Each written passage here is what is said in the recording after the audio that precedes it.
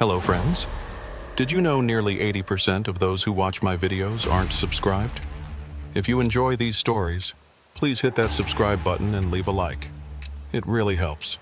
Thank you for being here. By the way, where are you watching from? Let me know in the comments. When I made my first trip from Fairbanks to Deadhorse, I was 26 years old. Now I'm 42, and I still can't get that night out of my mind. I want to forget it, but the brain doesn't work that way. Some things stick in your mind. They don't fade. They take root. That night was like that for me. If you're a truck driver in Alaska, you know this road. The Dalton Highway, 414 miles of ice, isolation, and silence. You cross the Arctic Circle. The trees disappear. Civilization disappears. Only white remains. Endless, suffocating white. That night, my cargo was drilling equipment parts. Heavy load, standard rate, nothing special. The dispatcher told me not to rush, that the weather looked stable. I should have known better. In Alaska, the weather is never stable. It just looks that way. I left Fairbanks at 4:47 p.m. I remember because I checked my watch twice, some superstitious habit I picked up from my old man. He always said knowing your start time could save your life. I never understood what he meant until that night. The first 60 miles were fine. Twilight stretched across the tundra, that strange purple-gray light that makes everything look like it's underwater. My headlights cut through it clean. The engine hummed steady. CB radio crackled with the usual chatter. Other drivers, road conditions, someone complaining about their coffee going cold. By mile 70, the chatter died down. One by one, the other voices signed off, heading to Coldfoot, pulling over at Yukon River, calling it early. Soon, it was just static and my own breathing. That's when the cold really set in. Not outside cold.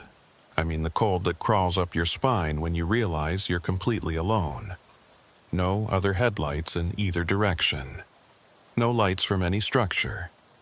Just my truck, the road, and the darkness pressing in from all sides. I passed the Arctic Circle sign at 7:23 p.m. There's this unofficial tradition where drivers honk when they cross it. I didn't honk. Something about the silence felt wrong to disturb. The air had gotten thicker somehow, like breathing through wet wool. Around mile 115, my GPS flickered, just for a second. The screen went black, then came back on, but the route looked off. The road on the screen didn't quite match the road I was on. The angle was wrong by maybe 5 degrees. I tapped it a few times, figured it was just recalibrating. It corrected itself after a minute. That should have been my first warning. The temperature gauge on my dash read minus 28 Fahrenheit. Wind chill probably made it closer to 40 below. I could hear the ice forming on my wheel wells with every rotation. That distinctive crackling sound like someone crumpling paper inside a tin can. At mile 142, I saw the sign. Old thing, half covered in frost, leaning at an angle like it had been hit by something years ago and never fixed. It read, Adigun Pass 68 miles. But underneath, someone had spray painted something else. I slowed down to read it. The paint was fresh. Couldn't have been more than a few days old, maybe less. In crooked letters it said, Count your tire tracks. I laughed. Nervous laugh. The kind that sounds hollow even to yourself. Probably some bored road worker's idea of a joke. Count your tire tracks. What the hell did that even mean? I kept driving. By mile 160, the aurora started. I'd seen the northern lights before, plenty of times, but never like this. They weren't dancing. They were pulsing. Slow, rhythmic pulses of green and white that made the snow look like it was breathing. The light fell across the road in strange angles, creating shadows where there shouldn't be any shadows. I turned on the CB radio, tried raising anyone. "This is Unit 47, northbound at mile 160. Anyone copy?" Static. I tried again. "Any drivers on Dalton? This is 47. Requesting radio check." More static, but this time, underneath it, I could hear something. Faint, like a word being repeated very far away, or very close, but whispered. I turned the volume up. The static got louder, but the sound underneath stayed the same volume. I still couldn't make out what it was saying. Sounded like one syllable, over and over. Ka, ka, ka. Or maybe caw, caw. Could have been anything. I switched it off. My hands were shaking slightly, and I told myself it was just the cold getting to me through the heating vents. The road stretched ahead, perfectly straight. My headlights reached maybe 200 feet before the darkness swallowed everything. On both sides, nothing but flat white tundra extending to the horizon. No variation. No landmarks. Just white. And more white. I thought about my ex-wife, Julie. She hated when I took these runs. Said Alaska would kill me one day. Not from an accident, but from the loneliness. "You can't handle being alone with your thoughts that long," she'd say. "Nobody can." I told her she was wrong. I liked the solitude, gave me time to think. Now, at mile 175, I wasn't so sure. My thoughts were getting weird. I kept imagining I could see shapes moving in my peripheral vision, but when I'd look, nothing. Just tricks of the aurora light on the snow. At mile 189, my GPS flickered again. This time it stayed black for almost 30 seconds before coming back on. When it did, the route looked normal, but the mile marker was wrong. It showed me at mile 184. I was certain I'd passed 189. I'd seen the marker post, but the GPS insisted. Mile 184. I didn't trust it anymore. Switched to manual navigation, relying on the mile markers along the road. That's when I noticed something that made my stomach drop. In my headlights, I could see tire tracks in the snow along the shoulder. Recent tracks. The snow was falling lightly, had been for the last hour, which meant these tracks were fresh. Less than an hour old. They were the exact width of my tires. I told myself another truck had passed through. Had to be. But I hadn't seen another vehicle in over 90 miles. And these tracks, they were too similar. Same tread pattern. Same slight irregularity on the right rear tire where I'd hit a pothole outside Fairbanks and dented the rim. I was following my own tire tracks. But that was impossible. This was my first run to Dead Horse. I'd never been this far north before. The radio crackled to life without me touching it. No voices. Just that same sound underneath the static, but closer now. Clearer. It wasn't ka or caw. It was a word. Back, back, back. I reached over and ripped the power cord out of the CB unit. The sound stopped. Ahead, through the swirling snow, I saw something in the road. I slowed down, squinting through the windshield. It was another sign. This one wasn't on any map, hand-painted, like the last one. It stood in the middle of my lane. Mile 287, no dispatch after dark. I stopped the truck completely. Sat there with the engine idling, staring at that sign. Mile 287 wasn't supposed to exist on this stretch. The markers jumped from 286 to 288. Everybody knew that. Some surveying error from 50 years ago that nobody ever fixed. But here it was, mile 287. And the sign, no dispatch after dark. What did that mean? I grabbed my phone to check, but I had no signal. Hadn't had signal since mile 90. I looked at my watch, 9:34 p.m. I'd been driving for almost 5 hours. Should be around mile 200 by now, maybe 210, but the GPS had said 184, The sign said 287. Nothing added up. I put the truck in gear and drove around the sign. As I passed it, I glanced in my side mirror. The sign was gone. Just empty road behind me. My breathing was getting faster. I could feel panic creeping in, that tight feeling in your chest like invisible hands squeezing. I forced myself to breathe slowly. In through the nose, out through the mouth. Old trick from my army days. The tire tracks continued alongside me. My tire tracks, impossible tire tracks. At what I thought was mile 195, they split. My headlights illuminated the fork clearly. One set of tracks continued straight ahead, following the Dalton Highway north like they should. The other set veered off to the right, onto what looked like an old maintenance road or maybe a winter trail. The tracks going right were slightly deeper, like the truck had been heavier, or moving slower. I stopped again, stared at that fork in my own impossible tracks. Logic said, go straight. Logic said the right fork was madness.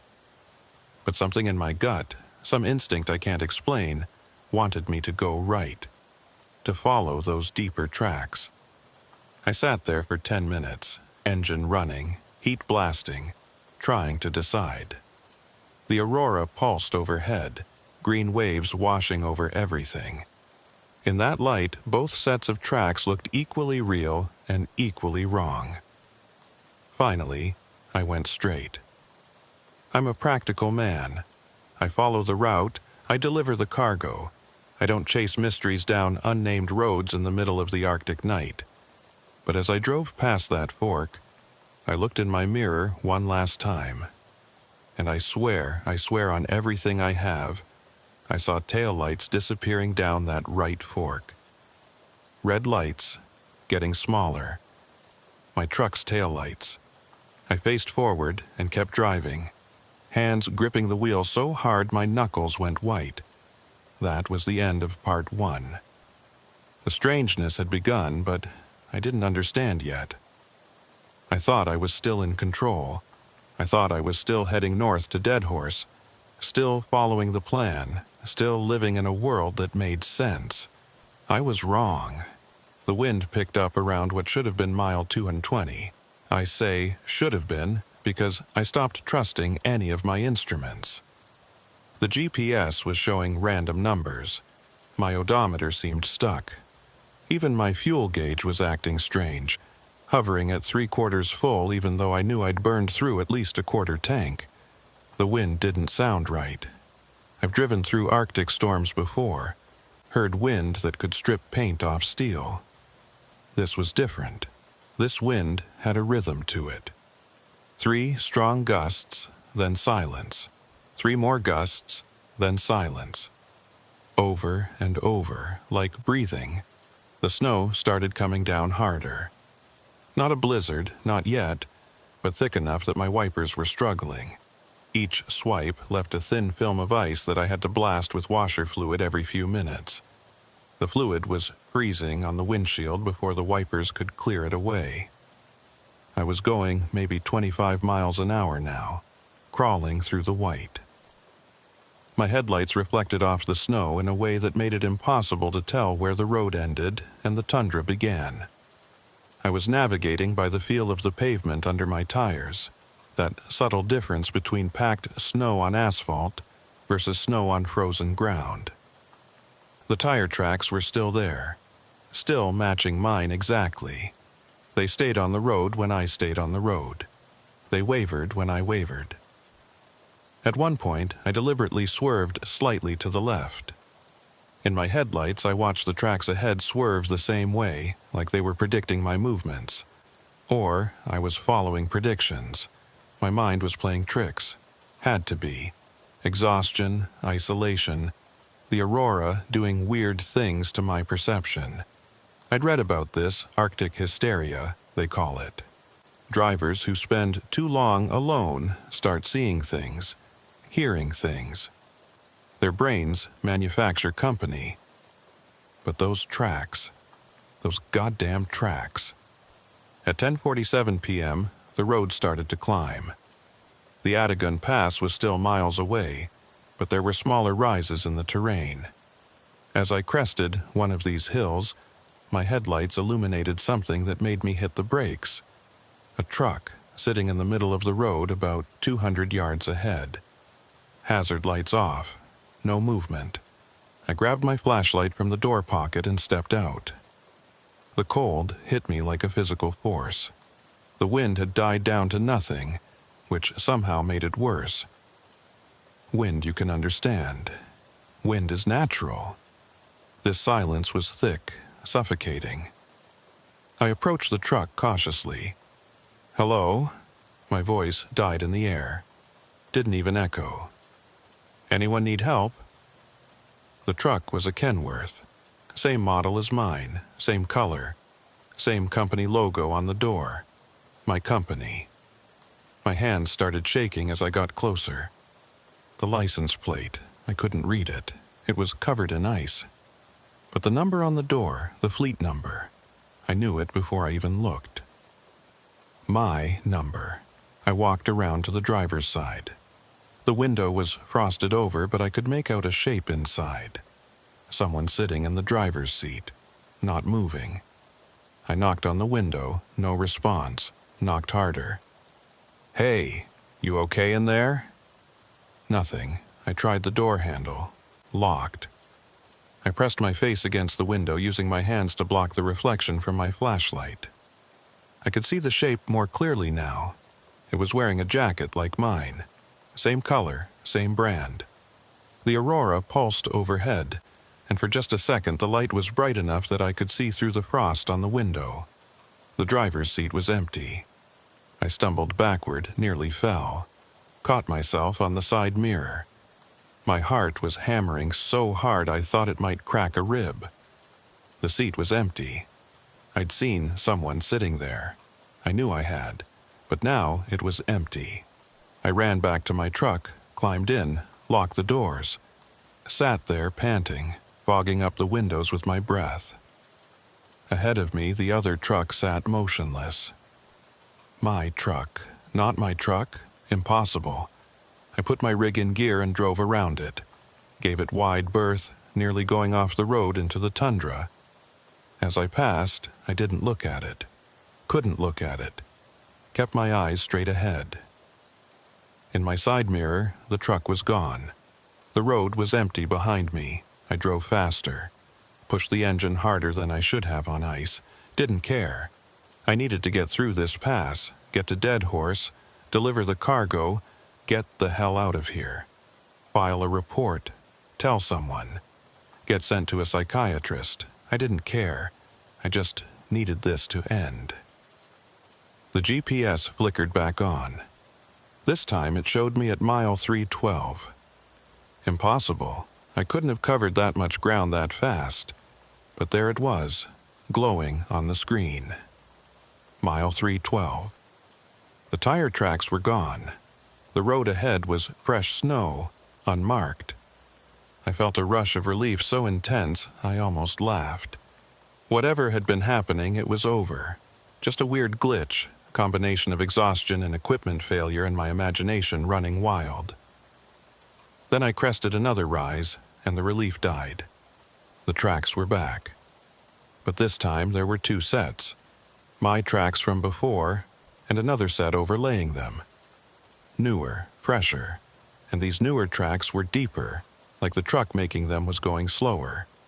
Or carrying something heavier. I was following myself. The CB radio crackled to life even though it was still unplugged. That same voice underneath the static, but now I could hear it clearly. Back, back, go back, back. I grabbed the unit and threw it out the window. Watched it shatter on the ice in my side mirror. The voice continued from my dashboard speakers. My radio wasn't even on. Back, back, go back. I punched the radio. Once, twice, 3 times. My knuckles split. Blood on the plastic. The voice got quieter but didn't stop. The temperature gauge on my dash was dropping. -35, -40, -45. but I could feel heat pouring from the vents. My heater was working fine. The temperature outside was changing. The truck's thermometer couldn't even keep up. At -52, it stopped changing. Held steady. I'd never seen it that cold. Not in 15 years of driving. That's cold enough to freeze diesel in your tank. Cold enough to shatter metal. Cold enough to kill you in minutes if you step outside. The wind came back. All at once, no buildup. 1 second silence. The next second, a wall of white. Total white out. I couldn't see the hood of my own truck, just white. Everywhere. Complete sensory deprivation. I slowed to a crawl. 5 miles an hour. 3. Couldn't see anything. Was I still on the road? No way to tell. I could feel the truck tilting slightly to the right. Going off the shoulder? Or was the road banking? I stopped completely. Put it in park. Sat there with the engine running, surrounded by white. The wind screamed around the cab. Not a scream like a person. A scream like metal tearing. Like the earth itself was splitting open. The aurora was still visible somehow. Green light filtering through the white, making everything look like I was underwater in a frozen sea. I don't know how long I sat there. Could have been 10 minutes, could have been an hour. Time felt broken. My watch showed 11:34 p.m., but I could have sworn it had said that same time 15 minutes ago. Then, through the white, I saw lights. Headlights. Coming from ahead. Coming toward me. Relief flooded through me. Another truck. Another driver. Proof I wasn't alone. Proof this was all just bad weather and exhaustion. The lights got closer. Bright, too bright. High beams. I flashed my lights at them. Signal to dim your brights. The lights didn't change. Closer now. Maybe 50 yards. I could make out the shape of the truck. Same model as mine, 25 yards. I could see the windshield. Couldn't see the driver. The aurora light was reflecting weird off the glass. 10 yards. I could read the number on the door. I slammed the truck in reverse, cranked the wheel. My rig fishtailed on the ice. The approaching truck kept coming. No swerve, no change in speed, just heading straight for me. I gunned it backward, felt the tires spinning, catching, spinning. The other truck was 5 yards away. Then it was gone. Just gone. The lights, the shape, everything. Like it had never been there, just the whiteout and me. I sat there in reverse, engine screaming, going nowhere. I put it back in park. My whole body was shaking. Not from cold, from something else. Something that didn't have a name. The whiteout started to clear. Gradually at first, then faster. The wind died down. Within 2 minutes I could see the road again. Clear as anything. Like the storm had never happened. The road ahead was empty. Behind me was empty. I was alone. My fuel gauge now read half full. I'd been running the engine that whole time. Should have burned more than that. I checked my watch. 11:34 p.m. Same time as before. I started driving again. What else could I do? Going back wasn't an option. I didn't even know where back was anymore. Forward was the only direction that made any sense. If any of this made sense. The tire tracks had multiplied. Now there were 4 sets. All mine. All slightly different depths, slightly different ages. It looked like I'd driven this road 4 times. Each trip layered on top of the last. At mile marker 287, that number again, I saw the dispatch station. It shouldn't have been there. There's no dispatch station at 287. There's nothing at 287. It doesn't exist. But there it was. A small building. Lights on in the windows. Radio tower out back. Company logo on the side. I pulled into the lot. 3 other trucks were parked there. All Kenworths. All same color. all number 47. I didn't get out. I sat there looking at those trucks, looking at that building. The lights inside were warm, inviting. I could see shapes moving past the windows, people or something. The front door of the building opened. A figure stepped out, too far away to make out details. They waved at me. Friendly wave. Come on in. I put my truck in gear and drove away. Didn't look back. I don't know what would have happened if I'd gone in. Don't want to know. The road climbed steeper. The pass was close now. Had to be. I could feel it in the way the engine was working, the way the air pressure was changing. My radio, the one I'd thrown out the window, was back on my dashboard. Intact, no cracks, no blood on it. The cord was even plugged in again. I didn't remember picking it up, didn't remember reinstalling it. It crackled, that voice again, but this time it wasn't saying back. It was counting. 1, 2, 3, 4. 4 sets of tire tracks. 5. I looked ahead. Through my headlights, I saw a 5th set appear, fresher than all the others, still being made, by a truck I couldn't see. 6. A 6th set materialized. 7. 8. The tracks were multiplying faster than the voice could count. By the time it reached 12, there were at least 20 sets, all mine, all impossible. The road ahead looked like a parking lot. So many tracks layered on top of each other. How many times had I driven this? How many times was I going to drive this? I reached the summit of the pass at 11:34 p.m. My watch had stopped, or time had stopped, or I had stopped and everything else kept going. From the summit I could see down into the valley. The road descended in a long, gentle curve, and in the distance, maybe 10 miles out, I could see lights. A truck, driving the same direction as me, same speed. I picked up my binoculars from the passenger seat, focused on the truck. Number 47. I was watching myself drive 10 miles ahead of myself, or behind. Direction didn't mean anything anymore. I lowered the binoculars and looked in my rearview mirror. Another truck, 10 miles back, same model. Couldn't see the number, but I knew. I was sandwiched between myself. The aurora pulsed, the radio counted, the tracks multiplied. And I kept driving, because what else could I do? That was the end of part 2. The world had broken around me. The rules that governed reality had stopped applying. But I wasn't scared anymore. I was beyond scared. I was in a place where fear doesn't reach, where your mind just goes numb, and you keep moving because moving is all there is. I should have turned back at the fork. I knew that now. Those deeper tracks going right, that was the exit, the escape route. But I'd chosen straight, chosen the route I knew, chosen the logical path. And now logic was punishing me for it. The descent from the pass should have taken 45 minutes. I drove for 3 hours.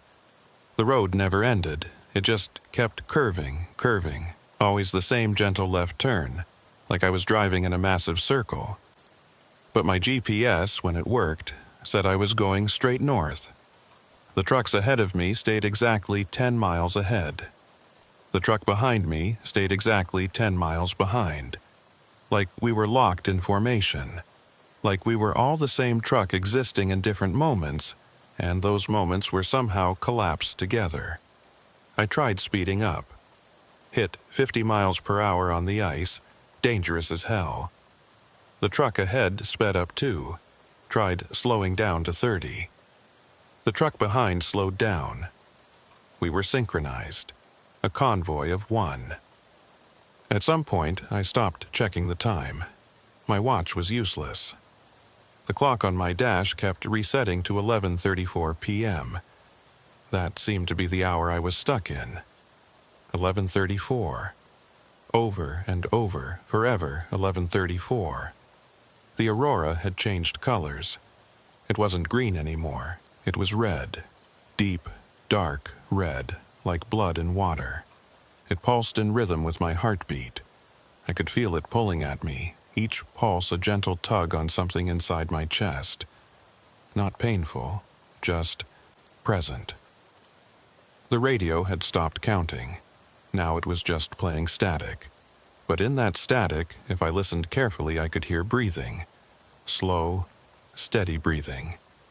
In and out, in and out. I turned the volume all the way down. The breathing got louder. There were no more tire tracks on the road. The snow was completely smooth, unmarked, like no vehicle had ever driven here, like I was the first, or the last. Then I saw it, the thing that broke me. Ahead, maybe a quarter mile, the road ended, just stopped, like someone had taken a knife and cut reality in half. Beyond the edge, nothing. Not darkness, not white. Nothing. A void. An absence of existence. I hit the brakes. The truck skidded, fishtailed. I wrestled with the wheel, got it under control. Stopped maybe 200 yards from the edge. I sat there staring at that nothing, trying to process it. My brain couldn't. It kept sliding off the concept like water off glass. You can't comprehend nothing. True nothing. Your mind needs something to anchor to, even if it's just darkness or emptiness. This was neither. This was the complete absence of anything. I looked in my rearview mirror. The truck behind me was closer now, maybe 5 miles back. And it wasn't slowing down. I looked ahead. The truck in front had reached the edge. I watched it drive straight into the nothing. It didn't fall, didn't crash. It just ceased. 1 second it was there, the next second it wasn't. Not even a memory of it. Like it had been erased from ever existing. The truck behind me was 3 miles back now, closing fast. I had maybe 10 minutes before I'd have to make a choice. Drive forward into the nothing. Or get out of the truck and... What, walk into the tundra? Freeze to death? Maybe that was better than erasing. I turned off the engine.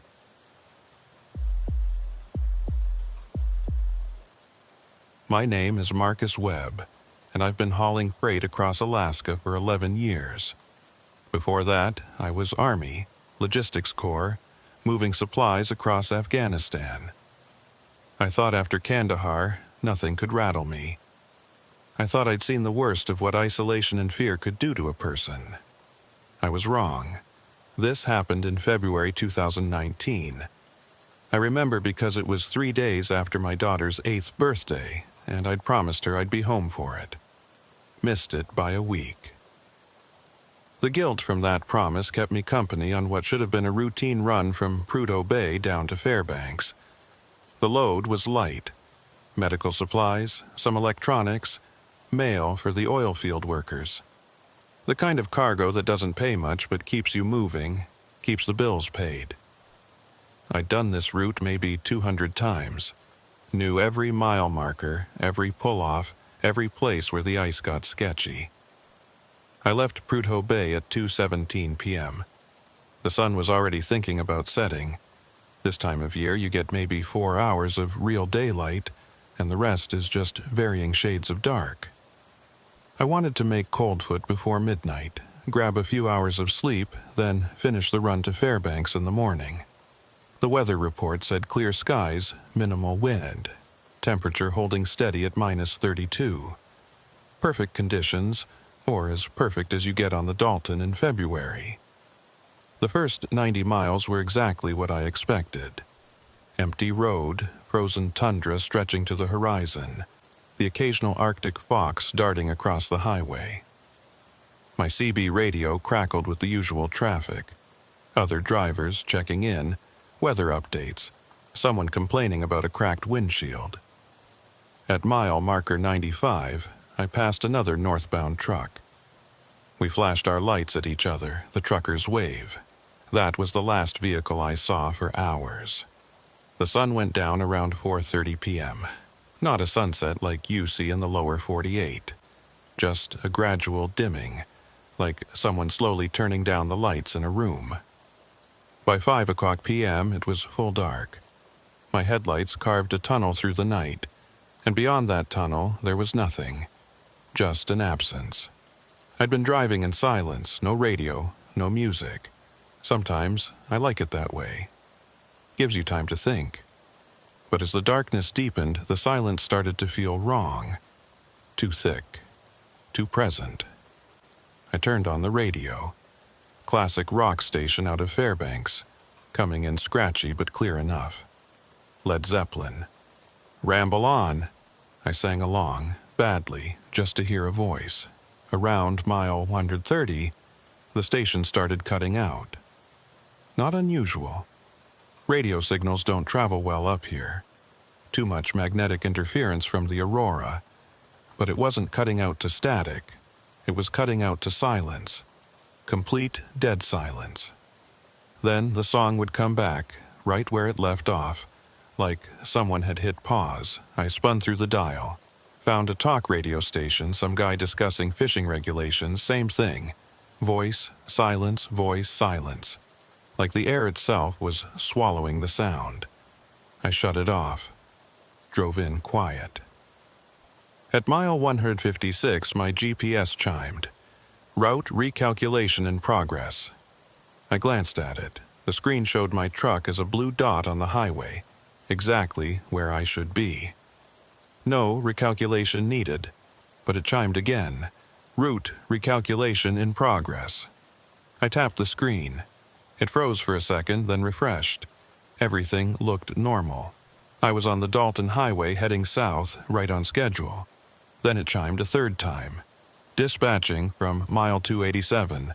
Proceed to designated coordinates. I stared at that message. Mile 287. I knew that number. Every trucker who runs the Dalton knows that number. Mile 287 doesn't exist. It's a gap in the mile markers. The road goes from 286 to 288, skipping 287 entirely. Some old surveying error from when they first built the highway in the 70s. Nobody ever fixed it. It's just a quirk, a local oddity. Drivers joke about it sometimes. Hey, meet me at mile 287. Sure, right after I finished driving through the Bermuda Triangle. But here was my GPS telling me I had a dispatch from mile 287. I looked at the coordinates. They pointed to a location about 40 miles ahead, right around where mile 287 should be if it existed. This had to be a glitch. GPS systems malfunction all the time up here. The cold does weird things to electronics. I've had my phone tell me I was in the middle of the Arctic Ocean while I was parked at a gas station. I ignored it, kept driving. 10 minutes later, my company radio crackled to life. This wasn't the CB. This was the direct line to dispatch, encrypted channel used only for official communication. Unit 23, this is dispatch, come in. I grabbed the handset. This is Unit 23, go ahead. Static, then, Unit 23, you are instructed to proceed to mile 287 for emergency pickup. Acknowledge. The voice sounded wrong, too flat, no emotion. Dispatch operators are usually chatty, personable. This sounded like a computer voice, but not quite. Like a person doing a bad impression of a computer. Dispatch, I'm not showing mile 287 on my route. Can you clarify coordinates? More static. Longer this time. Then, coordinates transmitted to your GPS. Proceed immediately. Time-sensitive cargo. I checked the GPS again. New coordinates had appeared. Same location as before. Dispatch, what's the nature of the cargo? Classified. Proceed immediately. I'd never heard dispatch say classified before. We hauled medicine, equipment, supplies. Nothing was ever classified. Dispatch, I need authorization code for route deviation. Silence, long enough that I thought the connection had dropped. Then, authorization code 287, 287, 287. Proceed immediately. That wasn't how authorization codes worked. They were alphanumeric, 16 characters, changed daily. Not just the same number repeated 3 times. Dispatch, I'm going to need to verify this with... The radio cut out. Dead air. I tried raising them again. Nothing. Tried the CB. Nothing. Even the static was gone. Complete radio silence. I drove another 5 miles, trying to make sense of it. Could have been a prank. Some bored asshole with a radio scanner screwing with truckers for entertainment. Happens sometimes. But how did they get into the company frequency? That was encrypted. And how did they sync it with my GPS? At mile 175, I saw the turnoff. It was barely visible. Just a break in the snowbank on the right side of the road, and a small reflective sign that said, Auxiliary Route, Authorized Vehicles Only. I'd driven past this spot dozens of times and never noticed that sign before. I slowed down, peered at the turnoff. It was a narrow road, barely wide enough for my truck. Fresh tire tracks led down it, recent enough that the falling snow hadn't covered them yet. Someone had gone down there, recently. I should have kept driving. Should have gone straight to Coldfoot, reported the weird radio call, let someone else deal with it. But I didn't. Maybe it was the Army training. When you get an emergency call, you respond. No questions. Maybe it was curiosity. Maybe it was something else. Something I still don't understand. I turned right onto the auxiliary route. The road was rough. Not maintained like the main highway. My truck bounced over ruts and ice patches. The trees closed in on both sides. Scraggly black spruce, their branches heavy with snow, leaning over the road like they were trying to touch. My headlights caught reflective markers every 100 yards or so. Small metal posts with orange reflectors showing the edge of the road. Between the markers, darkness, complete and total. I drove for 10 minutes, checked the GPS. It showed me getting closer to the coordinates. Still another 30 miles out. The tire tracks I'd been following disappeared. Just stopped, mid-road, like the vehicle making them had lifted off the ground. I stopped my truck and got out to look. The cold hit me like a hammer. -30 feels like breathing broken glass. I walked to where the tracks ended, shining my flashlight on the snow. They didn't fade out. They didn't get covered by fresh snow. They just stopped. Clean edge, like someone had drawn a line and said tracks end here. Beyond that line, the snow was completely smooth, untouched. I stood there for a minute, watching my breath freeze in the air, trying to understand what I was seeing. Then I heard it, from deeper down the road, from the darkness ahead. A generator, the distant hum of a generator running. I got back in the truck, kept driving. 5 miles later, I saw lights, warm, yellow lights, glowing through the trees. As I got closer, the shapes resolved into buildings.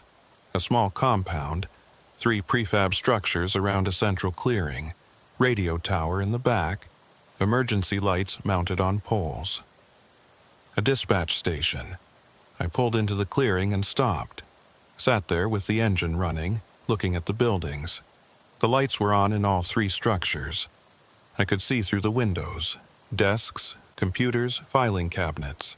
Everything you'd expect in a remote operations center. But no people, no movement. The generator hummed steadily. Emergency lights blinked their slow rhythm. Everything was running, but nobody was there. I checked my phone. No signal, obviously. Tried the radio again. Still dead. I looked at the clock on my dash, 7:43 p.m. I'd been driving for 5.5 hours. Should have been well past this point by now, closing in on Coldfoot. But I was here, wherever here was. I grabbed my flashlight and got out. The generator noise was louder now, coming from a small shed behind the main building. Steady, reliable diesel generator. probably a commercial unit that could run for days on a single tank. I walked to the first building. The door was unlocked. I pushed it open. Warm air rushed out. The heat was on. I stepped inside. It was an office. Dispatch station. Exactly like I thought. 3 desks with computers, all running. Screens showing maps, route tracking, weather data. CB radio on the wall. Lights indicating it was active. On one of the desks, a coffee cup. I touched it, still warm. I looked around the room. Everything was in mid-use. Papers spread out on desks. A half-eaten sandwich on a plate. A jacket draped over a chair. Like everyone had just stepped out for a minute. But the building was freezing inside. Not as cold as outside, but cold. I could see my breath. The heat was on. I could feel it coming from the vents, but it wasn't warming anything. The air was just absorbing it, swallowing it. I checked the computers. All logged in. Active sessions. I clicked on one of the screens, a routing program showing truck positions across Alaska. I found my unit number, Unit 23. It showed me at mile 287. I clicked on the dispatch logs. The most recent entry was from 3 hours ago. Unit 23, emergency pickup at mile 287, authorization code 287-287-287. Below that, entries from other trucks. All different numbers, all different dates. Some from last week, some from last year, some from 1987. All the same message, emergency pickup at mile 287. I scrolled back further. The logs went back decades, all the way to 1974, the year they finished building the Dalton Highway. Every entry was the same, different trucks, different dates, same destination. Mile 287. I stood up from the computer. My heart was pounding. I needed to get out of here, get back to my truck, get back to the main highway. Then I heard the door open behind me. I spun around. Nobody there. The door was closed. But I'd heard it. The distinctive click of the latch, the creak of the hinges. I walked to the door, opened it, looked outside. The clearing was empty. My truck sat where I'd left it, engine still running, headlights cutting through the dark. But something was different. There were more tire tracks in the snow now. Lots of them, dozens. Crisscrossing the clearing, circling the buildings, leading off into the trees. Fresh tracks, made while I was inside. I walked back to my truck faster than I meant to. Not quite running, but close. As I reached for the door handle, I heard it again, from the second building.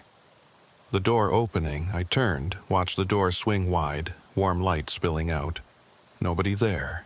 The door stayed open. Waiting. I got in my truck, locked the doors, sat there trying to decide what to do. The GPS screen was flashing. New message. Proceed to Building 2 for cargo pickup. I looked at the open door, at the warm light. Every instinct I had was screaming at me to leave, to put this truck in reverse, get back to the main highway, forget this whole thing. But the Army training was stronger. Complete the mission, follow orders. If there was cargo to pick up, I needed to pick it up. I grabbed my flashlight and got out of the truck again. The walk to Building 2 felt like it took forever. 20 yards across the clearing, but every step was an effort, like walking through water. I reached the door, looked inside. Another office. Same layout as the first building. Desks, computers, maps on the walls. But this one had something different. In the center of the room, on the largest desk, there was a file box. Old cardboard box, the kind used for archives. Lid closed.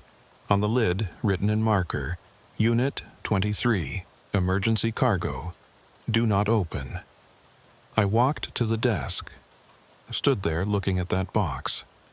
It was light. I could tell just by looking at it. Whatever was inside wasn't heavy. I picked it up, felt around the edges. Definitely light. Maybe a couple pounds at most. There was tape around the lid, sealing it shut. "Do not open," it said. I carried it back to my truck, put it in the passenger seat, stared at it for a minute. Then I put the truck in gear and started driving back toward the main highway. The auxiliary route looked different on the way out. Longer. The trees seemed thicker, closer. The reflective markers were spaced further apart. It took me 45 minutes to reach the main highway. Should have been 10, maybe 15. When I finally saw the Dalton Highway ahead, I almost cried with relief. I turned south, put the hammer down. Drove faster than I should have on ice. I didn't look at the box, I didn't open it. I just drove. Made it to Coldfoot at 11:18 p.m. Pulled into the truck stop, parked under the brightest light I could find. The box sat on my passenger seat, exactly where I'd left it. "Do not open." I grabbed it and walked into the truck stop. There were 3 other drivers inside, drinking coffee, playing cards. Normal, real, human. I walked up to them. "Any of you guys ever been to mile 287? They looked at me like I'd grown a second head. "Mile 287 doesn't exist, brother," one of them said. "Yeah, I know, but..." I held up the box. "I got a call from dispatch, emergency pickup. They sent me to coordinates at mile 287. "Your dispatch sent you to a mile marker that doesn't exist?" Another driver laughed. "You've been driving too long, man. Get some sleep." I set the box on their table. This is what I picked up from a station out there. Fully operational, lights on, generator running, computers active, but no people. They weren't laughing anymore. They were looking at the box. "You open it?" one asked. "No." "Probably should leave it closed then." "Why?" He shrugged. "Just a feeling." I called my dispatch. Real dispatch, not whoever had been on the radio earlier. Got a supervisor named Janet, who'd been with the company for 20 years. "Janet, did you send Unit 23 to mile 287 tonight?" Long pause. "Marcus, is that you?" "Yeah. Where are you?" "Coldfoot." "You're supposed to be heading to Fairbanks. What are you doing in Coldfoot?" "I got a call from dispatch. Emergency pickup at mile 287. Another long pause. "Marcus, nobody called you. I've been on shift since noon. No emergency pickups, no calls to Unit 23. "I got coordinates. I went to a station. I picked up cargo." "What station?" "There's no station between Prudhoe and Coldfoot except the ones on the main highway." This was on an auxiliary route, off the main road. "Marcus." Her voice got quieter. "There are no auxiliary routes on that stretch. It's just the highway." I looked at the box, at the tape sealing it shut. "Janet, check your dispatch logs. Look for entries about mile 287. I heard keyboard clicking.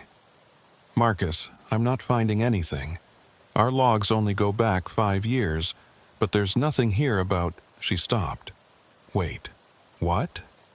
"There's a note in the system.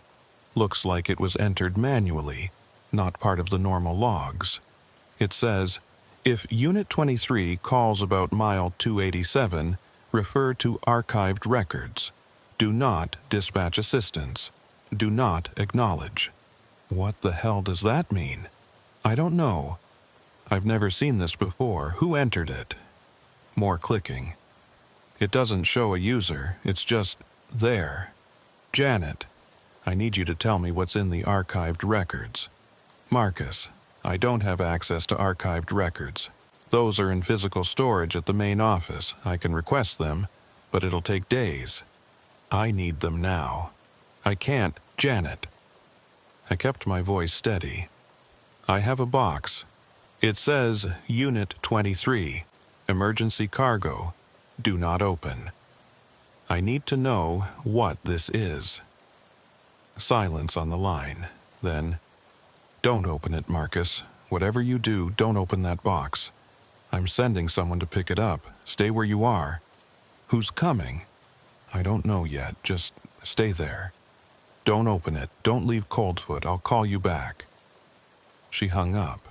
I sat there in the truck stop, staring at that box, waiting for Janet to call back. She never did. That was the end of part 1. I should have thrown the box away, should have left it at the truck stop and driven straight home. But I didn't, because even then, sitting there at Coldfoot, I could hear it. From inside the box. Faint, barely audible, breathing. Slow, steady breathing. Something inside that box was alive.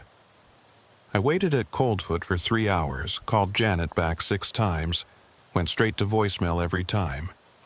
Called the main office.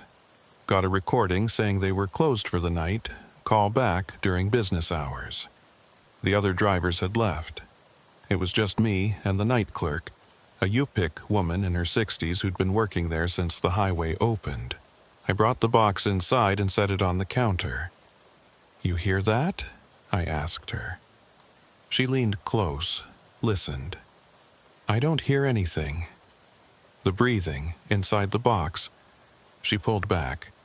"Don't hear breathing, but I don't think you should open it." "Why?" "Because it says don't open it. Usually there's a reason for that. Have you ever heard of mile 287? Her expression changed. Something flickered across her face. Recognition, maybe, or fear. "Where'd you hear about that?" "I was there, tonight. Got sent there by dispatch." She shook her head. "Nobody gets sent there." "I did." "Then you shouldn't have gone." "Why? What is it?" She looked at the box, then at me. "My grandson drove trucks. 5 years ago, he got a call, emergency pickup at mile 287. I told him not to go. He went anyway." She paused. "They found his truck 3 days later, on the main highway right around mile marker 200. Engine running, heat on, radio active. But Jimmy was gone, just gone. Did they ever find him? No. But his last radio transmission, they said he was talking about a box. Said he had to deliver it, said he couldn't open it, said something inside was..." She stopped. "Was what?" "Counting."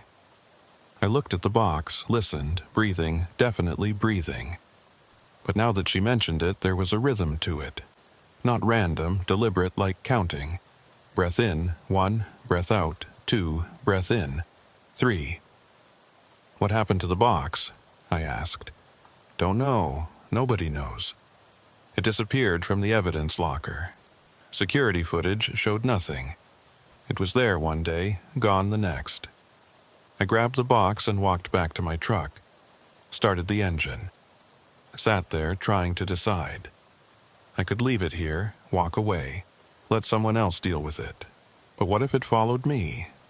What if that's what it did? Latched on to whoever picked it up, stayed with them until... Until what? I needed answers, real answers. Not old women's stories and missing truck drivers. I pulled out my phone, Googled mile 287 Dalton Highway. Most of the results were what I expected. Forums discussing the missing mile marker, jokes about it, theories about the surveying error. But one result caught my eye. An old newspaper article from the Fairbanks Daily News Miner. 1974. Highway worker disappears during Dalton construction. I clicked on it. The article was brief. A surveyor named Donald Marsh had disappeared while marking mileposts on the newly constructed Dalton Highway. His equipment was found at what should have been mile 287, but Marsh was gone. Search teams found no trace. The case was never solved. At the bottom of the article, a single line. Marsh's last radio transmission recorded by his supervisor consisted of him counting backward from 287. I looked at the box. It was still breathing, still counting. I put the phone down, started driving south. I needed to get to Fairbanks, needed to get this box to the main office, make it someone else's problem. Someone who knew what they were dealing with. The highway was empty. Just me and the darkness. Around mile marker 230, my headlights caught something on the side of the road. A truck. Pulled over on the shoulder. Hazards blinking. I slowed down. It's the unwritten rule up here. You always stop. Always check. The cold will kill you in minutes. You don't leave people stranded. I pulled up behind the truck, put on my own hazards, grabbed my flashlight. The truck was a Kenworth, maybe 10 years old. Company logo I didn't recognize. No lights in the cab. I walked up to the driver's side, knocked on the window. No response. I tried the door, unlocked. I opened it. The cab was empty. Keys in the ignition, engine off. Ice had already started forming on the inside of the windshield. This truck had been here for hours, maybe longer. On the dashboard, a box, same size as mine. Same "do not open" warning. Tape seal broken. Lid slightly ajar. I reached for it without thinking, then stopped myself. What the hell was I doing? I backed away from the truck, looked around. "Hello? Anyone out here?" The wind answered, nothing else. I walked a circle around the truck, shining my flashlight into the darkness. No footprints in the snow except mine. Nobody had gotten out of this truck. Not recently. I went back to my rig. The box was where I'd left it, on the passenger seat. Still breathing, I drove away, left that other truck sitting there abandoned. What else could I do? At mile marker 200, my radio crackled to life. "Unit 23, this is dispatch." Same flat voice from before. I grabbed the handset. "This is Unit 23, who is this? You have the cargo. Deliver to mile 287. I picked up the cargo from mile 287. I'm delivering it to Fairbanks. Incorrect. Deliver to mile 287. There is no mile 287. Silence. Then, you were there. You know it exists. I'm not going back. You must deliver the cargo. To where? The dispatch station, there's nobody there. Deliver to mile 287. You have 284 miles remaining." I looked at my odometer. I'd been driving south for almost 2 hours. Should have put at least 80 miles between me and Coldfoot, but the odometer showed I'd driven 12 miles. 12 miles in 2 hours. That was impossible. I looked in my rearview mirror. The road behind me stretched into darkness. How far back was Coldfoot? How far had I actually traveled? The box on the passenger seat was breathing faster now. 1, 2, 1, 2, 1, 2. Not counting anymore. Panting, like it was excited. "Unit 23, you have 283 miles remaining." I turned off the radio, ripped the handset out and threw it in the back of the cab. The voice continued from the speakers. 282 miles remaining. I punched the radio. The faceplate cracked. The voice stopped. My GPS screen flickered. New message. Return to mile 287. 281 miles remaining. I grabbed the GPS and threw it out the window. Watched it shatter on the ice in my side mirror. The dashboard screen in my truck, the one built into the dash, permanent, impossible to remove, lit up with the same message. Return to mile 287, 280 miles remaining. I was going south. I knew I was going south. The mile markers confirmed it. 200, 199, 198. But somehow, the distance to mile 287 was increasing, like I was driving toward it while trying to drive away. At mile marker 195, I saw the lights again. The same compound, the same 3 buildings. But I was south of it. I'd driven past it hours ago, going north. It should have been behind me, but here it was, in front of me, waiting. Proceed to Building 2 for cargo return. I drove past it, didn't slow down, didn't look. In my side mirror, I watched the lights fade, watched the buildings disappear into the darkness. The box was shaking now, vibrating on the passenger seat. The breathing had turned into something else. Whispers. Faint, overlapping whispers. I couldn't make out words, but I could hear them. Dozens of voices. Hundreds. All whispering the same thing. I covered the box with my jacket. It didn't help. The whispers got louder. At mile marker 190, I passed another abandoned truck. Different model than the first one, but same company logo as mine. Inside, on the dashboard, another box. Lid closed. Tape intact. Do not open, mile marker 185. Another truck, another box, mile marker 180. 2 trucks, 2 boxes. They were everywhere, every few miles. Some pulled over neatly on the shoulder. Some stopped dead in the middle of the road, forcing me to swerve around them. All empty, all with boxes. How many drivers had gotten the call? How many had gone to mile 287? How many had picked up their cargo and tried to deliver it, only to end up here, stopped on the highway, truck abandoned, driver gone? Return to mile 287, 250 miles remaining. The distance was increasing faster now. I'd driven south for 10 miles, but the distance to mile 287 had increased by 30. I was losing ground. The more I drove away, the closer it got. I pulled over, stopped the truck, sat there with my hands on the wheel trying to think. The box was screaming now.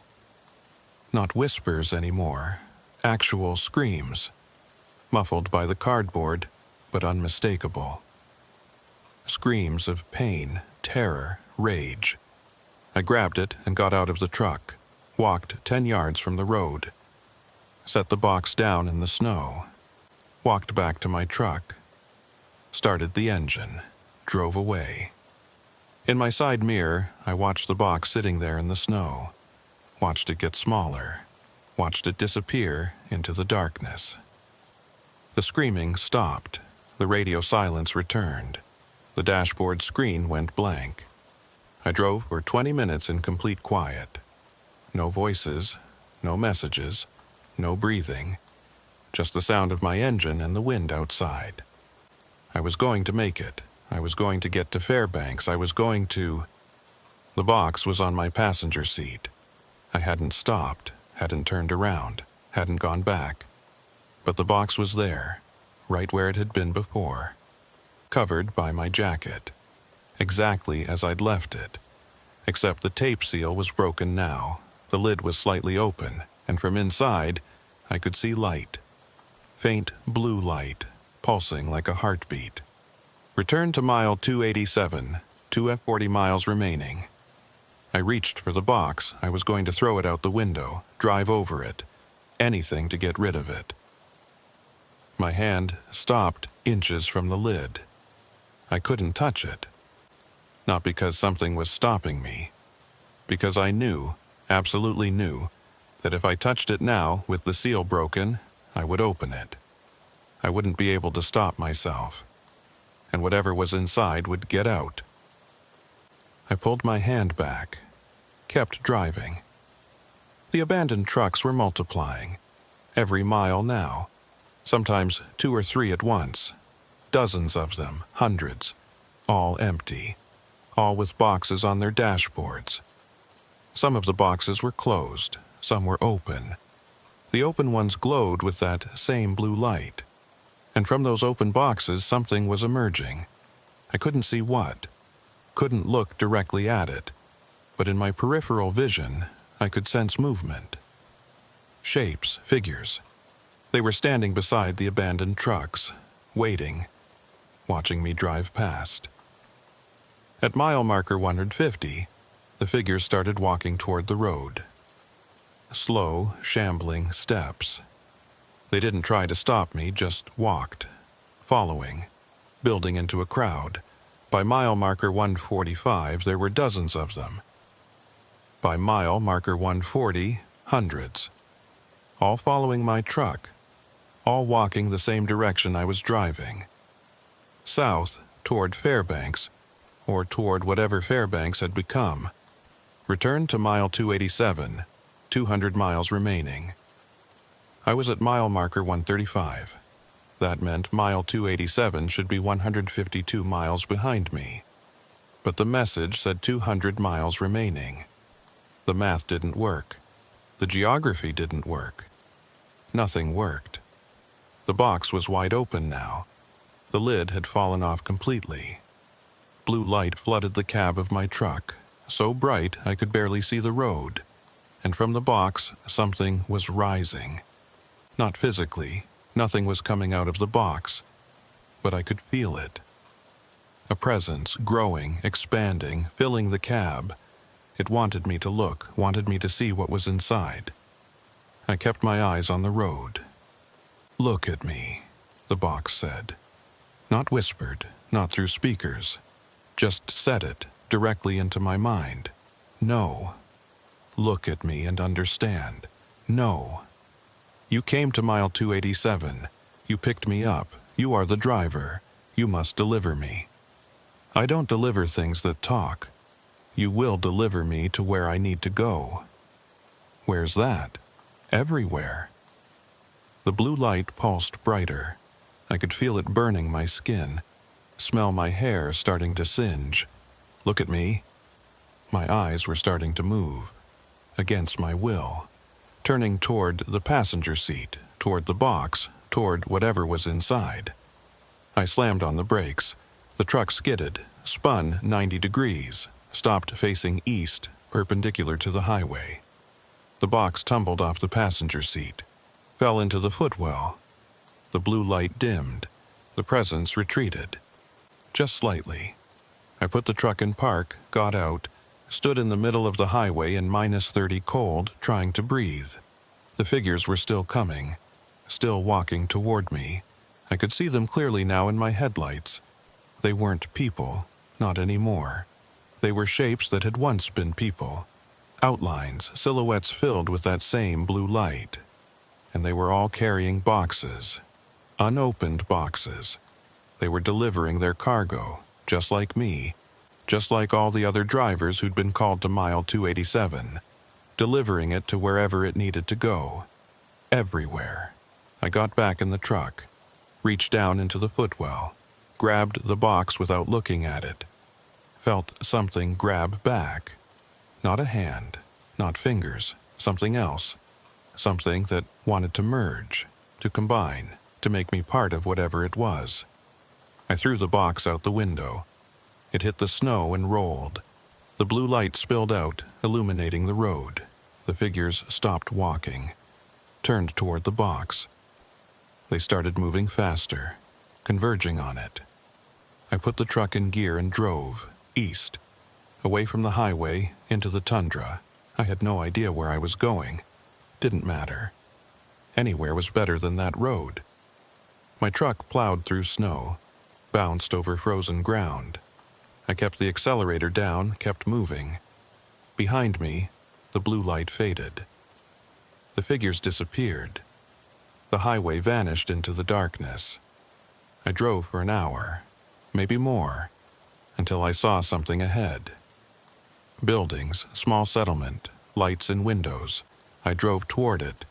Please be real. Please be people. Please be... It was the dispatch station. Mile 287. I'd driven in a circle. Or the station had moved. Or space had folded. I didn't know. Didn't matter. I was back. "Welcome back, Unit 23, the radio said. "Proceed to Building 2 for cargo pickup." I turned off the engine. Sat there, staring at the buildings. The box was on my passenger seat again. Lid closed. Tape seal intact. Like nothing had happened. Do not open. That was the end of part 2. I couldn't leave. Couldn't drive away. The station would always be in front of me, no matter which direction I went. I was caught, trapped, same as all the other drivers, and the box was waiting, patient. It had all the time in the world. Because at mile 287, time didn't matter. Nothing mattered except the delivery. I sat in my truck for 45 minutes staring at those buildings. The box breathed quietly on the passenger seat. The lights in the dispatch station windows glowed warm and inviting, completely at odds with the -30 darkness surrounding them. Finally, I got out. Not because I wanted to, because staying in the truck felt worse. At least moving was doing something, even if I didn't know what. I walked to Building 1 first, the main office, pushed open the door. Everything was exactly as I'd left it hours ago. The warm coffee cup still on the desk, the half-eaten sandwich, the computers running their endless tracking programs. But something was different. The dispatch logs on the main screen had updated. New entries, all time-stamped within the last hour. Unit 47, departed mile 287, status delivering. Unit 52, departed. Mile 287, status delivering. Unit 61, departed. Mile 287, status delivering. There were dozens of them, all different unit numbers, all departed within the last hour, all delivering. But I was the only truck here, the only truck I'd seen in hours.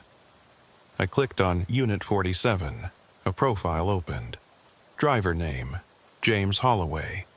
Date, February 14th, 1983. 36 years ago. But it showed him as departed 1 hour ago. I clicked on another, Unit 52. Driver, Patricia Chen. Date, November 3rd, 1991. Another, Unit 61. Driver, Michael Reeves. Date, August 17th, 2006. All different years. All departed within the last hour. I understood then. Time wasn't linear here. All the drivers who'd ever come to mile 287 were still here. Still delivering. Still trapped in the same moment. Repeated forever. And I'd just joined them. I walked out of Building 1. Looked at Building 2, the one where I'd picked up the box. The door was open. Light spilling out. A figure stood in the doorway. Silhouette against the light. Human-shaped, but I couldn't make out details. "You opened it," the figure said. Male voice, flat, emotionless. "No," I said. The seal broke on its own. "They all say that." "Who are you?" "I'm the dispatcher. I've been here since the beginning." "Since 1974? "Since before that. Since this road was planned. Since surveyors first walked this route. Since the first person counted miles and reached 287. The figure stepped forward. Into the light from the emergency lamps. He was wearing a surveyor's vest. Old style from the 70s. Name tag on the chest, D. Marsh, Donald Marsh. The surveyor who disappeared in 1974. "You're dead," I said. "No, I'm delivering." "Delivering what?" He gestured at the compound, at the buildings, at the darkness beyond. "This, mile 287. It needs to spread, needs to exist in more places. That's what the boxes do. They carry mile 287 to new locations. Every driver who picks one up becomes a node, a connection point. I'm not delivering anything. You already are. You drove south. You tried to reach Fairbanks, but you brought mile 287 with you. Every mile you drove, you were creating a new connection. By the time you turned around, you'd spread it across 30 miles of highway." I thought about the abandoned trucks, the figures walking, the blue light spreading. Those other drivers, they succeeded. They delivered their cargo. Mile 2887 now exists at every point between here and Fairbanks, between here and Anchorage, between here and Juneau, spreading across Alaska, one delivery at a time. Why? Because places need to exist. Mile 287 was denied existence by a surveyor's error, so it created its own existence, and now it's claiming territory, mile by mile, driver by driver. I won't do it. Marcia smiled. You already did. The moment you picked up the box, you became part of the system. You can't stop now. The cargo must be delivered. To where? Everywhere. Until every mile is 287. Until the whole highway is claimed. I backed away from him. He didn't follow, just stood there watching. I ran to my truck, got in, started the engine. The box was gone from the passenger seat. I looked in the back. Gone. I checked the footwell, under the seats, in the sleeper cab. Gone. Looking for this. Marsh was standing next to my driver's side window, holding the box. I locked the doors. He set the box on my hood. You can't lock it out. It's already inside. I looked at the dashboard. The box was there, on the passenger seat, unopened. Marsh was still holding an identical box outside. How many boxes are there? I asked through the window. As many as needed. One for every driver, one for every mile. I put the truck in reverse. Marsh stepped back, watched me go. I drove backward, away from the compound. Didn't care where I was going, just away. The buildings disappeared into darkness. I was in the tundra again, driving blind in reverse, following my own tire tracks by feel. After 10 minutes I stopped, put it in park, looked around. Nothing but darkness in every direction. The box sat on the passenger seat, unopened, waiting. I grabbed my flashlight, got out, walked 20 yards from the truck. The cold was brutal. I could feel it in my lungs, in my bones. 5 minutes out here and I'd start getting frostbite. 10 minutes and I'd lose fingers and toes. 30 minutes and I'd be dead. But I needed to think, needed to get away from the box even if just for a minute. I stood there in the darkness, watching my breath freeze in the air. Then I heard them. Engines. Multiple engines. Coming from every direction. I spun around, shining my flashlight into the dark. Headlights. Dozens of them, hundreds. All around me, forming a circle. The other drivers. All the units that had departed from mile 287 in the last 50 years. They were all here, all driving, all delivering. And they were all converging on me. I ran back to my truck, got in, locked the doors. The headlights got closer. I could see the trucks now. Old models, new models, different companies, different colors. But all with the same thing on their dashboards. Boxes. Glowing with blue light. They formed a wall around me, completely surrounded. No way out. Then, one by one, they turned off their engines. Silence. Complete silence. All those trucks, all those drivers, and not a sound. I waited. What else could I do? After 5 minutes, the driver's door of the nearest truck opened. Someone got out. A woman, middle-aged, wearing a company jacket from a freight line that went out of business in the 90s. She walked to my truck, knocked on the window. I didn't move. She knocked again. You need to deliver the cargo. No, you have to. We all had to. Where are you delivering yours? She pointed south. Fairbanks. Like I was supposed to. Like I've been doing for 27 years. You've been driving for 27 years? Not straight through. I stop sometimes. Sleep, eat, but always wake up back in the truck. Always with the cargo, always delivering. Another driver got out of another truck. An old man this time. I've been delivering for 43 years, he said. Started in 1976. Still haven't reached my destination. More drivers emerged, all of them walking toward my truck, surrounding it. 32 years, 19 years, 8 years, 50 years, I was one of the first. They all had the same look in their eyes, exhausted, defeated, but still moving, still delivering.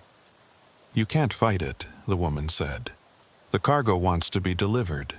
It will be delivered. The only choice you have is whether you deliver it willingly or whether it forces you." "What happens if it forces me?" She pulled back her sleeve. Her arm was covered in blue light, not on the skin, in the skin, glowing from inside, like she was being consumed from within.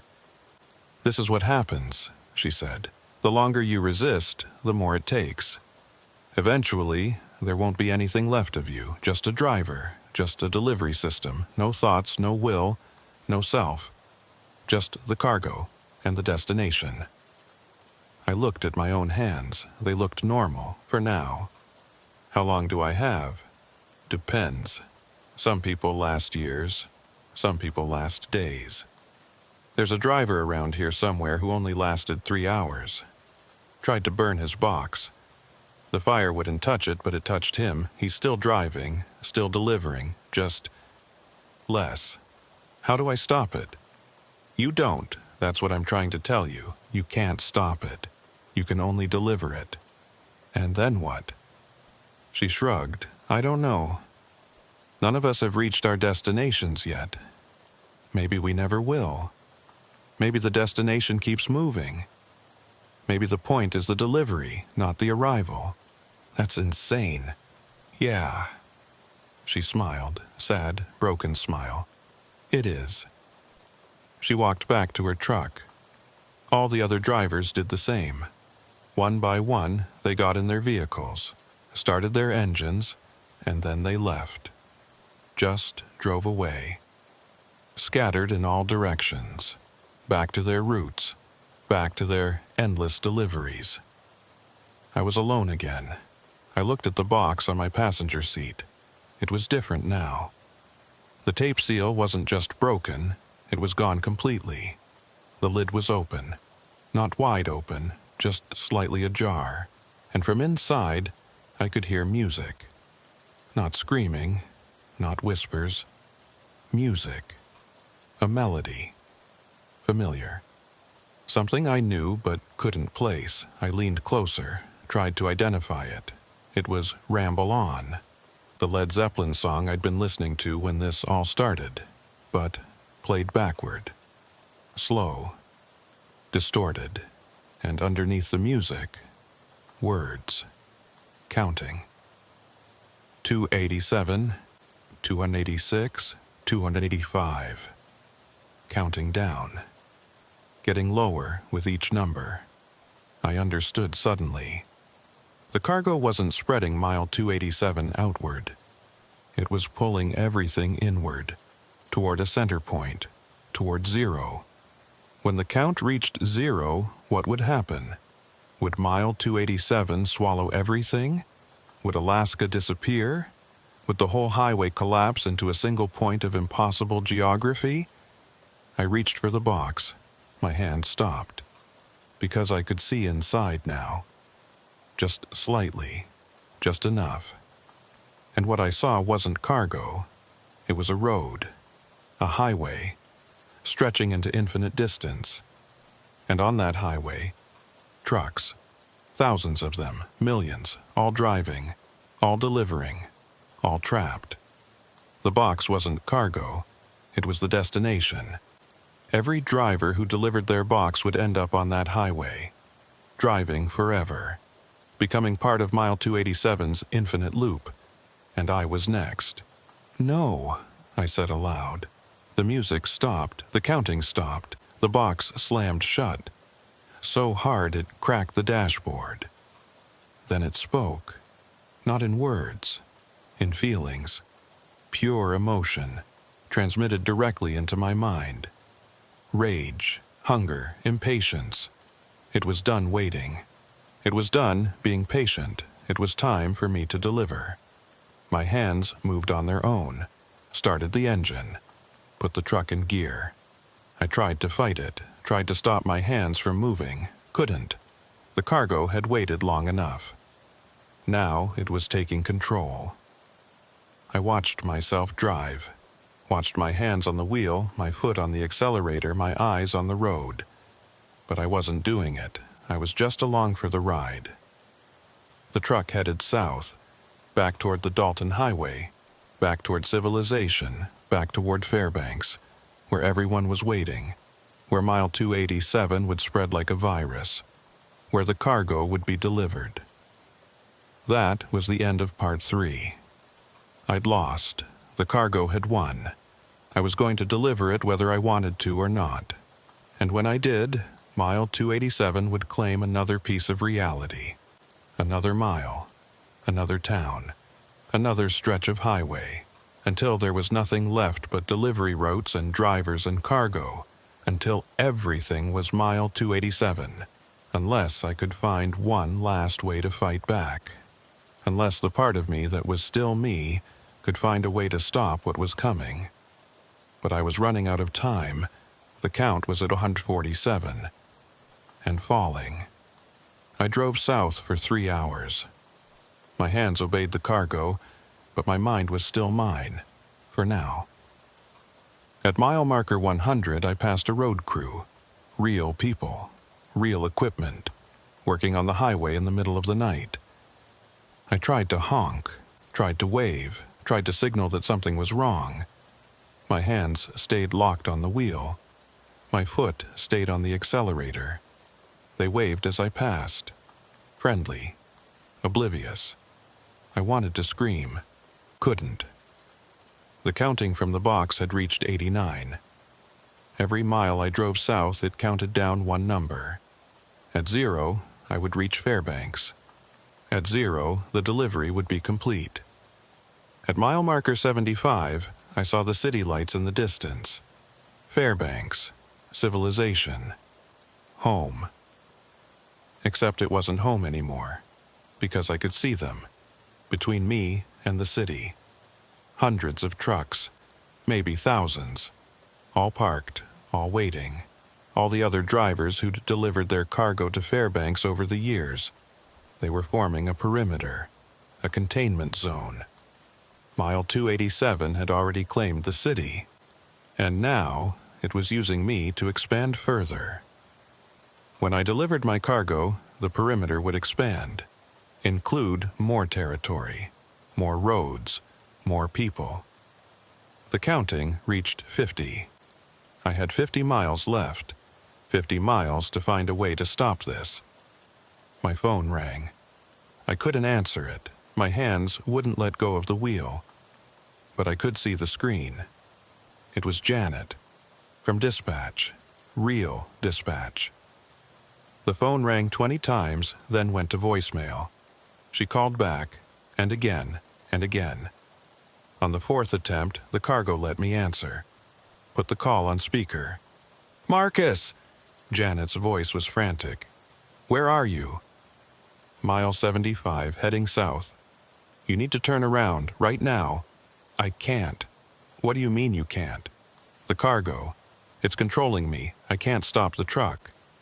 Silence on the line. Then, "Marcus, I need you to listen to me very carefully. We found the archived records. We know what Mile 287 is. Tell me." In 1974, during the highway construction, a surveyor named Donald Marsh discovered something. A geographical anomaly. A point where the normal rules of space and distance didn't apply. He documented it, tried to warn people, but his supervisors buried the reports. Why? Because if they acknowledged the anomaly, they'd have to stop a construction. Reroute the entire highway, cost millions, so they just skipped it. Designated the mile markers to jump from 286 to 288. Pretended Mile 287 didn't exist. But it did exist. Yes. And when you deny something's existence, sometimes it fights back. Mile 287 became aware, became hungry. It wanted to exist, so it started claiming drivers, using them to spread, to force reality to acknowledge it. How many drivers has it taken? We don't know. The records are incomplete, but we estimate over 300 in the last 50 years. How do I stop it? Long pause. You can't. Janet, Marcus, listen. Every driver who's picked up cargo from Mile 287 has delivered it. Every single one. There's no record of anyone escaping. You can't fight it. Then why are you calling me? Because I need to warn Fairbanks. If you deliver that cargo, the containment zone will expand.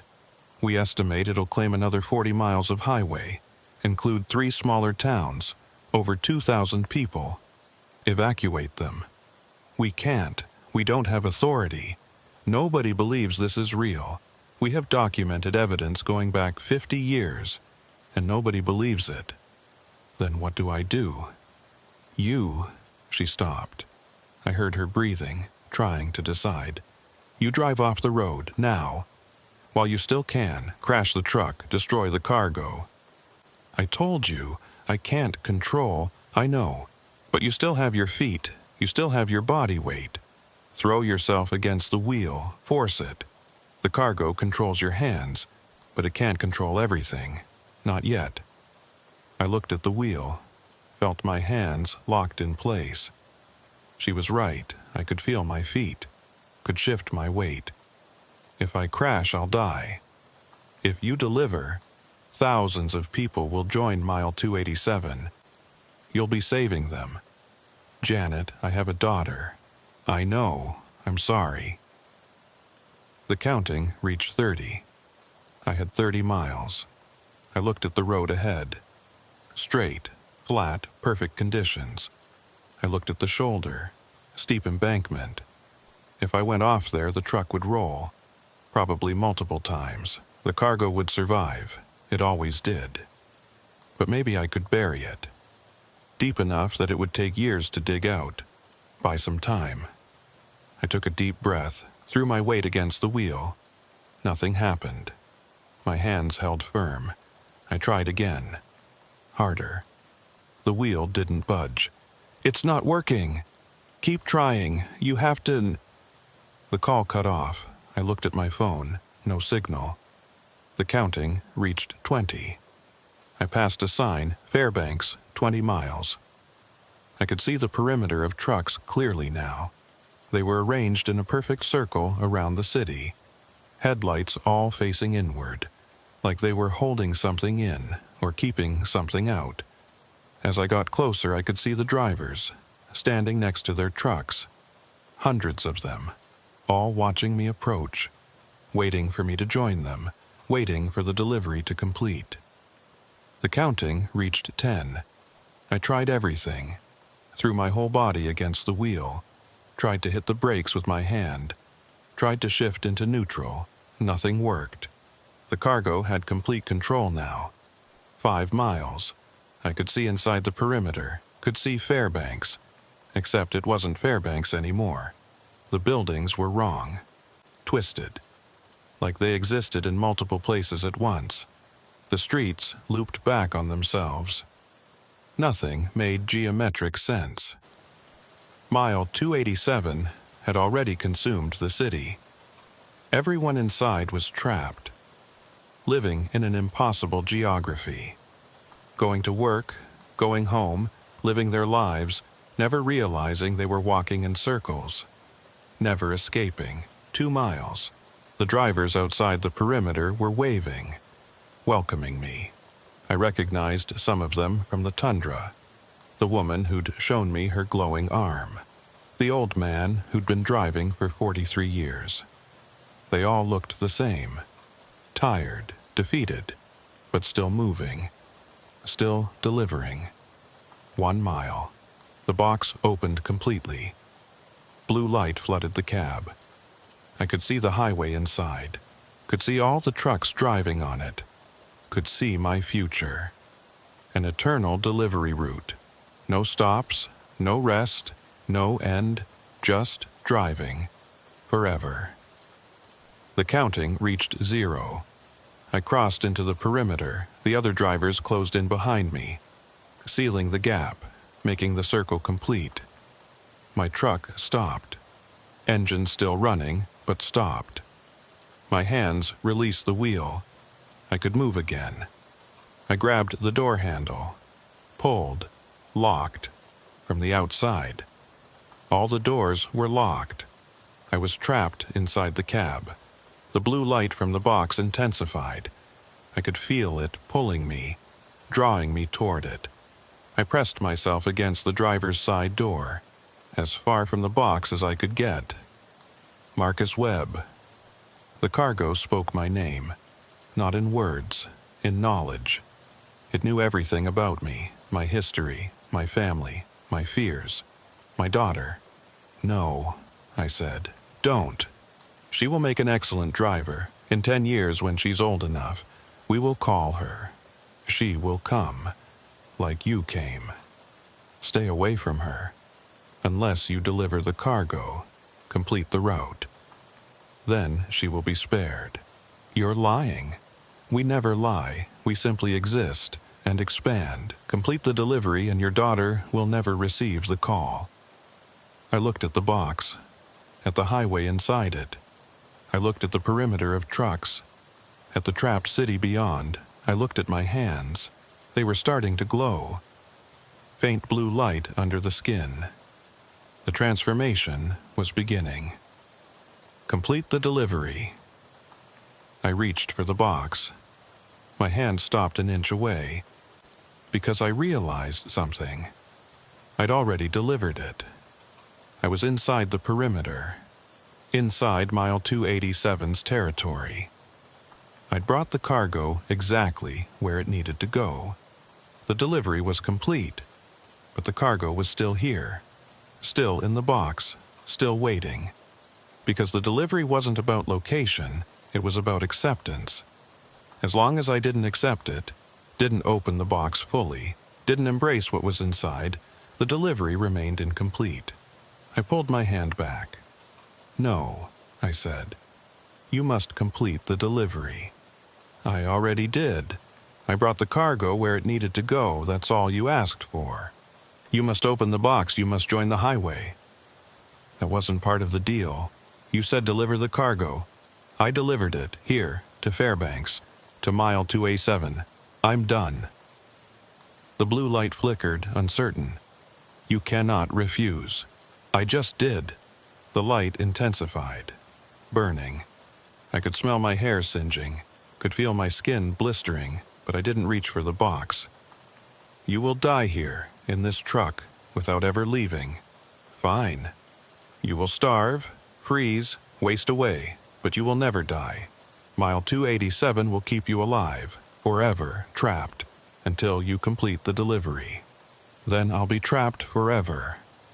The cargo was screaming now, not in anger, in frustration, in confusion, because no driver had ever refused before. Every other driver had eventually given in, opened the box, joined the highway. But I wasn't going to. I was going to sit here, in this truck, forever if necessary. Because if I opened that box, Mile 287 would expand, would claim more territory, would trap more people, would eventually call my daughter, and I couldn't let that happen. The blue light dimmed, just slightly. "You are stronger than the others." "No, I'm just more stubborn." "Stubbornness will not save you. Don't need saving, just need to not open that box." Silence, long silence. Then the cargo spoke again, different tone, almost respectful. "You understand what you are choosing." "Yes." "Eternal imprisonment. Endless waiting, no escape, no relief." "Yes." "For what? A daughter who will forget you. A world that will never know what you sacrificed." "Don't need them to know. I know." The light dimmed further. "We could make you open it. Force your hands. Control your mind completely.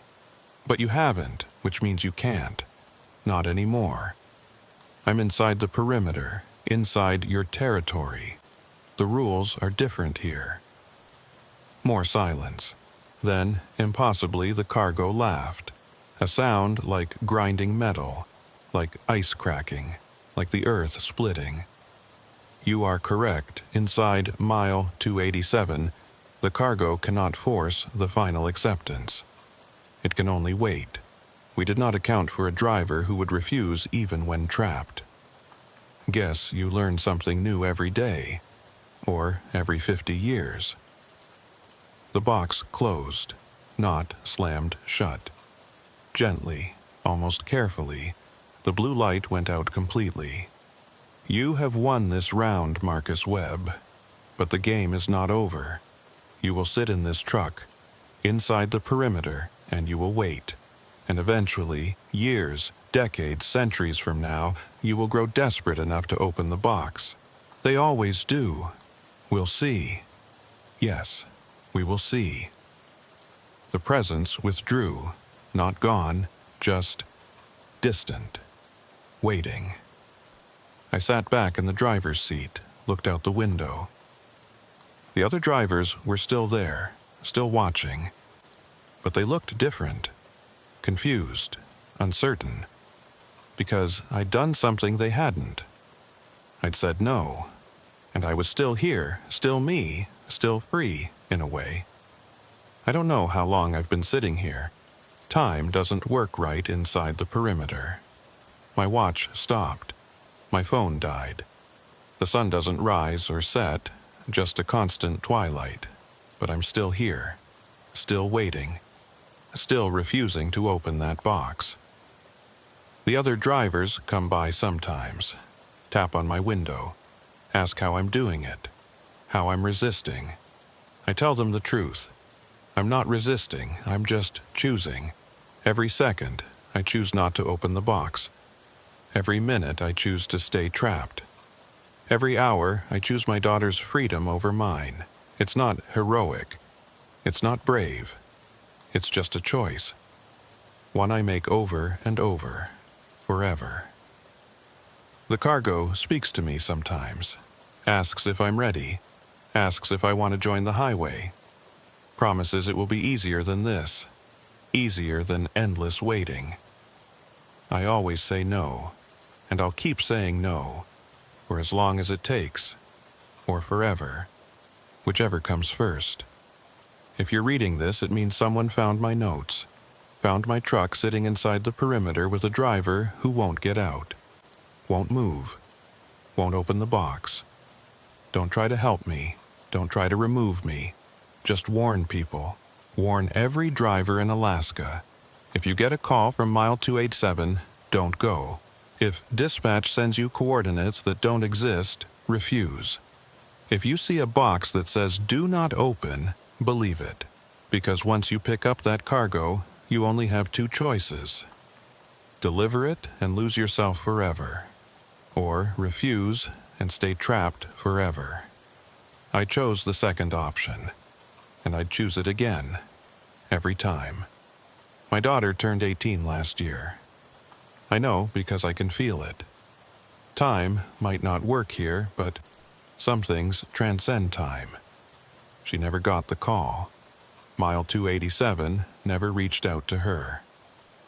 My choice worked. And that makes this worth it. This endless waiting, this eternal twilight, this cage of my own making. It's worth it. The cargo asks me less frequently now, maybe once a month, maybe once a year. Hard to tell. I think it's starting to understand. I'm never going to open that box. Never. And maybe, just maybe, that's teaching it something. That existence can be denied, that expansion can be stopped, that even impossible geography has limits. Or maybe I'm just fooling myself. Maybe I'm already on that highway, driving in circles, and this is just a dream my mind created to cope. Maybe I opened the box years ago and don't remember. Maybe there is no perimeter, no truck, no choice. Maybe there's just mile 287, forever and always. But I don't think so. Because I can still feel the steering wheel under my hands, can still smell diesel and snow, can still hear the other drivers outside, walking past, delivering their eternal cargo, and I can still see the box, sitting on my passenger seat, closed, waiting for a choice I'll never make. The radio crackled to life an hour ago, or a year ago, or yesterday. It was Janet. "Marcus, can you hear me?" I couldn't respond. My voice doesn't work anymore. Been too long since I used it, but I could listen. "Marcus, if you can hear this, we're going to try something. We think we've found a way to collapse the perimeter, to shut down mile 287, but it requires destroying everything inside the containment zone. Everyone inside will be lost, including you." Pause. "We need your permission. We need to know you're still in there, still choosing, still refusing." Long pause. "If you can hear this, flash your headlights. Once for yes, twice for no." I looked at my hands, tried to move them. They wouldn't respond. The cargo had been right about one thing. Eventually, the body stops obeying. Not because the cargo takes control, because the body forgets how. I couldn't flash my lights. "Marcus, please, we need to know you're still you." I tried again, focused everything I had on my right hand, on the headlight switch. My finger moved, 1/4 of an inch. Not enough. We're running out of time. If we don't hear from you in 1 minute, we have to assume you've been compromised. We have to assume the cargo won. 30 seconds, I pushed harder. Every remaining scrap of will, every memory of my daughter, every reason I'd stayed. My finger touched the switch. 20 seconds, I pressed. Nothing happened. Too weak. The switch needed more force. 10 seconds. I pressed harder. Felt something in my finger crack. Didn't care. The switch clicked. My headlights flashed. Once. "Marcus! Oh God, you're still there. You're still fighting." I tried to smile. Couldn't. Okay. We're going to do this. We're going to end it. It's going to hurt. I'm sorry, but you'll finally be free." Free? I didn't remember what that meant. Countdown starting. 10 seconds. I looked at the box. It was glowing again. Faint blue light. It knew what was coming.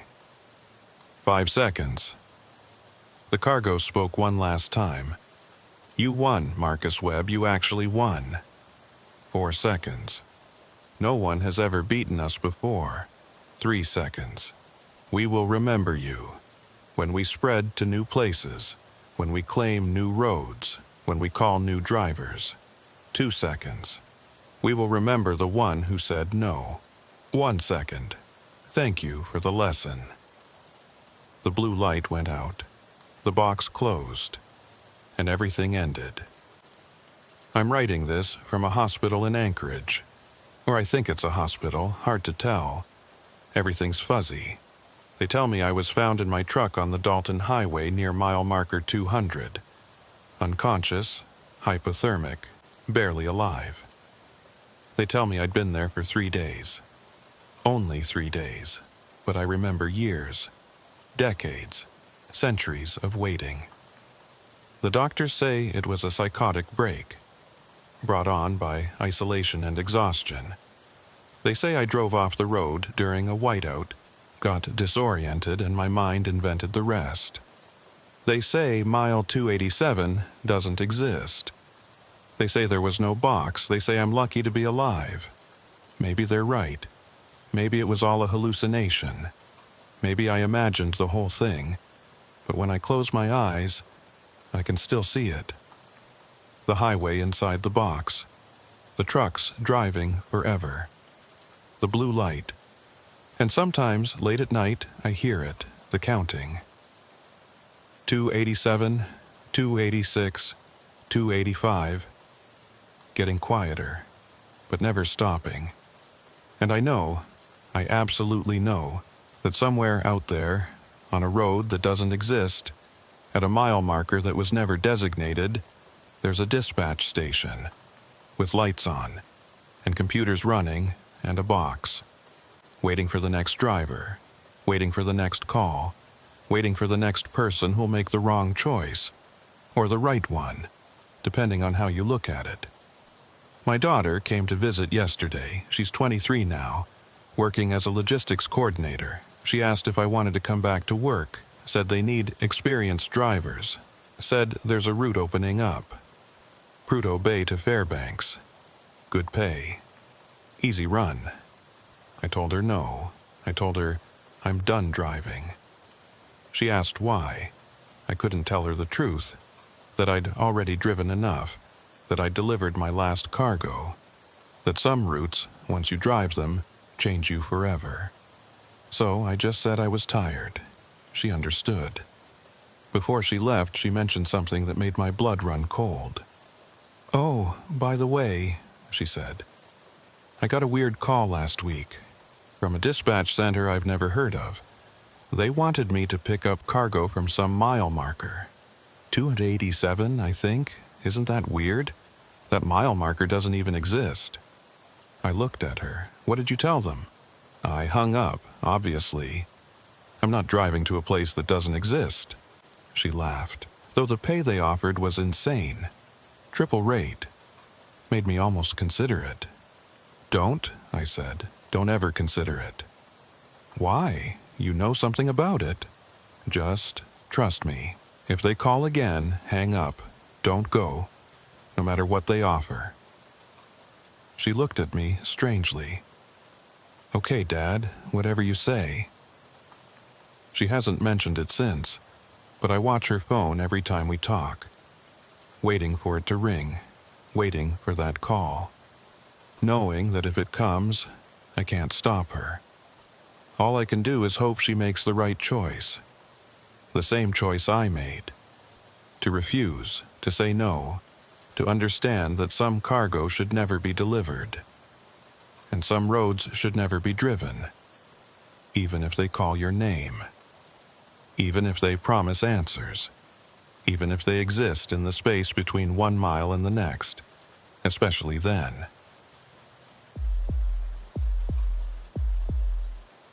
They tell you the ice bridge is the most dangerous part of the run.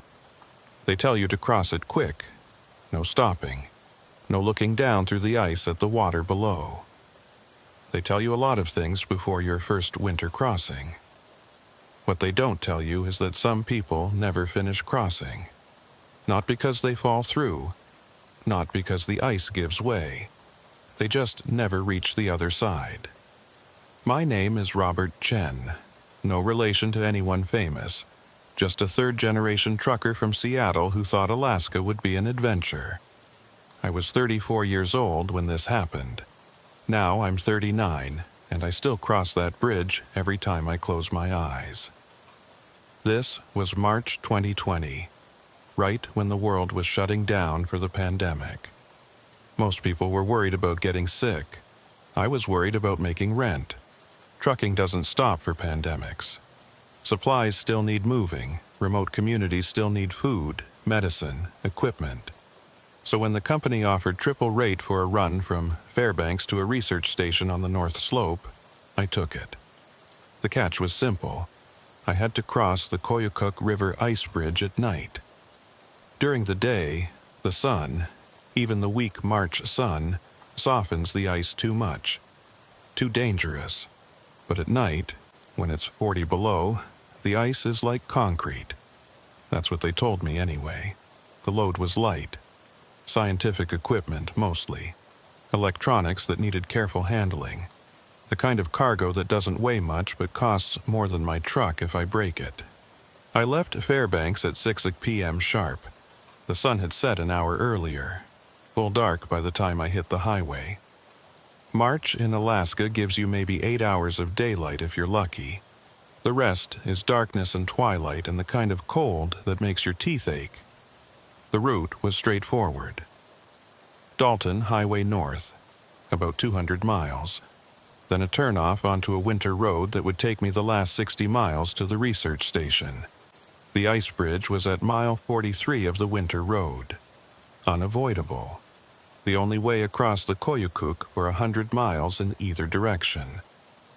The first 3 hours were normal. Empty highway, scattered snow, the occasional caribou wandering across the road. My headlights carved tunnels through the darkness. The radio played classic rock from a station in Fairbanks until it faded to static around mile 90. I switched to CB radio, got the usual chatter. Other drivers, weather reports, someone complaining about a stuck freight door. Familiar, comforting. At 9:47 p.m. I reached the turnoff to the winter road. There was a sign barely visible in the snow. Winter route, authorized vehicles only, ice bridge ahead. I radioed in to dispatch. Standard procedure. Dispatch, this is Unit 58 turning onto winter route at 21:47 hours. Copy that, Unit 58. Weather looks good. Ice bridge should be solid. Radio check when you're across. Will do. 58 out. Simple. Routine? I'd done a dozen ice bridge crossings in my career. Different rivers, different states. You go slow, you stay calm, you don't think about the water underneath. Easy. The winter road was rougher than the main highway, narrower, just barely wide enough for my truck. On both sides, walls of plowed snow higher than my cab. Like driving through a tunnel made of ice. No other tire tracks. I was the first vehicle down this road in at least a day, maybe longer. Fresh snow covered everything, untouched except for the occasional fox print. At mile 15, I saw the first marker, a tall pole with a reflective orange flag indicating the edge of the road. These markers were spaced every 100 yards or so, guiding drivers through areas where the road wasn't clearly defined. By mile 20, the markers were coming faster. Every 50 yards now. The road was getting harder to see, even with the flags. At mile 30, I started seeing ice fog. Not unusual this far north when it gets really cold. Ice fog forms when the air is so frigid that moisture freezes instantly into tiny crystals, creating a mist that hangs in the air like smoke. It made visibility worse. My headlights reflected off the crystals, creating a wall of white light. I slowed to 20 miles per hour, then 15. The CB radio crackled. Unit 58, this is Unit 72, you copy? I grabbed the handset. Unit 72, this is 58, go ahead. You on the winter road? Affirmative, about mile 30. You behind me? Negative. I'm on the main highway heading south. Just wanted to give you a heads up. Ice bridge has been acting weird today. Weird how? Had 2 drivers cross it this morning. Both said the same thing. Bridge felt longer than usual, like it took them twice as long to cross. How long is it supposed to take? At normal speed, maybe 2 minutes. They said it took them 5-6 minutes. But their odometers showed the right distance, just felt longer. Felt longer, that's helpful. Hey, I'm just passing along what I heard. Could be nothing. Could be the cold messing with their heads. But watch yourself out there. Appreciated. 58 out. I hung up the handset. Felt longer. What did that even mean? I kept driving. The ice fog got thicker. At mile 35, I could barely see 20 feet ahead. The orange markers were the only way I knew I was still on the road. My GPS had stopped working around mile 20. Not unusual. These winter roads aren't always in the mapping databases. I was navigating by mile markers and the flags. At mile 40, the road started descending. Gentle slope, leading down toward the river valley. The ice bridge would be at the bottom. The temperature gauge on my dash read -42. Wind chill probably made it -60 or worse. Cold enough that if I broke down out here, I'd have maybe 30 minutes before the cab got too cold to survive in. Even with the engine running, even with the heater blasting. That's the thing about Alaska in winter. you're never more than a few minutes from dying. One wrong move, one mechanical failure, one moment of bad luck, and the cold takes you. At mile 42, I saw the warning sign. Ice bridge ahead, reduce speed, do not stop on bridge. I slowed to 10 miles per hour. The road leveled out. Through the ice fog, I could make out a change in the terrain. The walls of plowed snow ended. The road widened slightly. I was approaching the river. Then I saw it. The ice bridge. It wasn't a bridge in the conventional sense, no supports, no railings, no structure. Just a section of river that had frozen solid, thick enough to drive on. The road continued straight across it, marked by those same orange flags every 50 yards. The ice was white, pure white. Snow-covered, but underneath I could see the ice itself, thick and solid. It looked safe, looked like concrete. But there was something about it that made my stomach tighten. Maybe it was the fog. The way it hung over the ice, thicker here than on the road behind me. Like the bridge was generating its own weather. Maybe it was the silence. The engine noise seemed muffled, distant. Even the wind had stopped. Complete stillness. Or maybe it was the way the orange flags on the bridge looked. They weren't snapping in the wind like the ones on the road. They were perfectly still, like the air itself had frozen. I stopped the truck before the bridge, put it in park, sat there looking at that expanse of white ice stretching ahead into the fog. I could see the first few markers. Beyond that, just white. The far side of the bridge was invisible, lost in the fog. How wide was the Koyukuk here? I tried to remember the map. Maybe 300 yards? Quarter mile at most? 2 minutes at 10 miles per hour. That's all it would take. I picked up the CB handset. Dispatch, this is Unit 58, approaching Ice Bridge now. Conditions are foggy, visibility low, requesting confirmation on bridge status. Static, no response. I tried again. Dispatch, Unit 58, do you copy? More static. Then, faintly, a voice. Not dispatch. Different voice. Male, flat tone. Bridge is open. Proceed with caution. Do not stop. Who is this? Identify yourself. Static. I tried the company radio. Same result.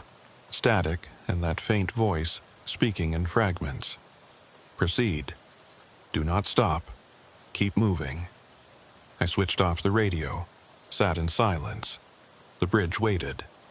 I thought about turning around, telling dispatch the conditions were too dangerous, bringing the cargo back to Fairbanks, trying again tomorrow in daylight. But I needed this job, needed the triple rate, and the bridge looked solid. I'd crossed worse in Montana, in Wyoming. This was just ice fog making me paranoid. I put the truck in gear, released the brake, started forward onto the bridge. The moment my front tires touched the ice, I felt it, a change, subtle, like crossing a threshold from one room to another. The temperature gauge dropped, -42 to -48 in an instant. The engine note changed, deeper, slower, like it was working harder. And the sound, everything became muffled. My engine, my breathing, even my heartbeat. Like I'd put on headphones that canceled out the world.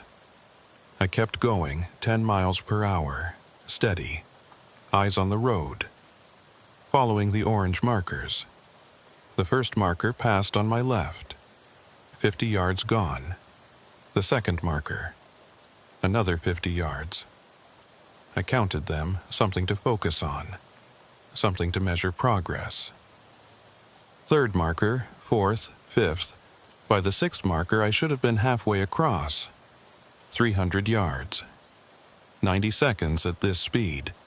But the far side of the bridge was still invisible, still lost in fog. I checked my odometer. It showed I'd traveled 0.2 miles since entering the bridge. 2/10 of a mile, over 1,000 feet. But the bridge was only supposed to be 300 yards, 900 feet. I'd already gone further than the entire length of the bridge, and I couldn't see the other side yet. 7th marker, 8th, 9th. The fog was getting thicker. I could barely see the marker ahead before I passed the one behind. My headlights were useless. They just reflected off the fog, creating a wall of glare. I turned them off, drove by the marker lights alone. Orange reflectors in the white fog. 10th marker. Half a mile now, according to the odometer. Way past the bridge's length. But I was still on ice. I could feel it under the tires. Hear the slight crunch of snow on frozen river. 11th marker. My hands were shaking, not from cold, from something else. I reached for the CB radio, turned it back on. Do not stop. Keep moving. Do not stop. Where's the other side? I said aloud. Where's the goddamn other side? The voice on the radio didn't answer, just kept repeating the same fragment. Do not stop. Keep moving. Do not stop. 12th marker. I looked in my rearview mirror. The road behind me was gone. Just fog. White, featureless fog. I couldn't see where I'd entered the bridge, couldn't see land, couldn't see anything but the markers and the ice and the endless white. 13th marker. My breathing was getting faster. I forced myself to slow it down. In through the nose, out through the mouth. Stay calm. Panic kills faster than cold. The bridge had to end. Had to. Rivers weren't infinite. This was the Koyukuk, not the goddamn ocean. 14th marker. 3/4 of a mile. 1,300 feet. 4 times longer than the bridge was supposed to be, and still no sign of the other side.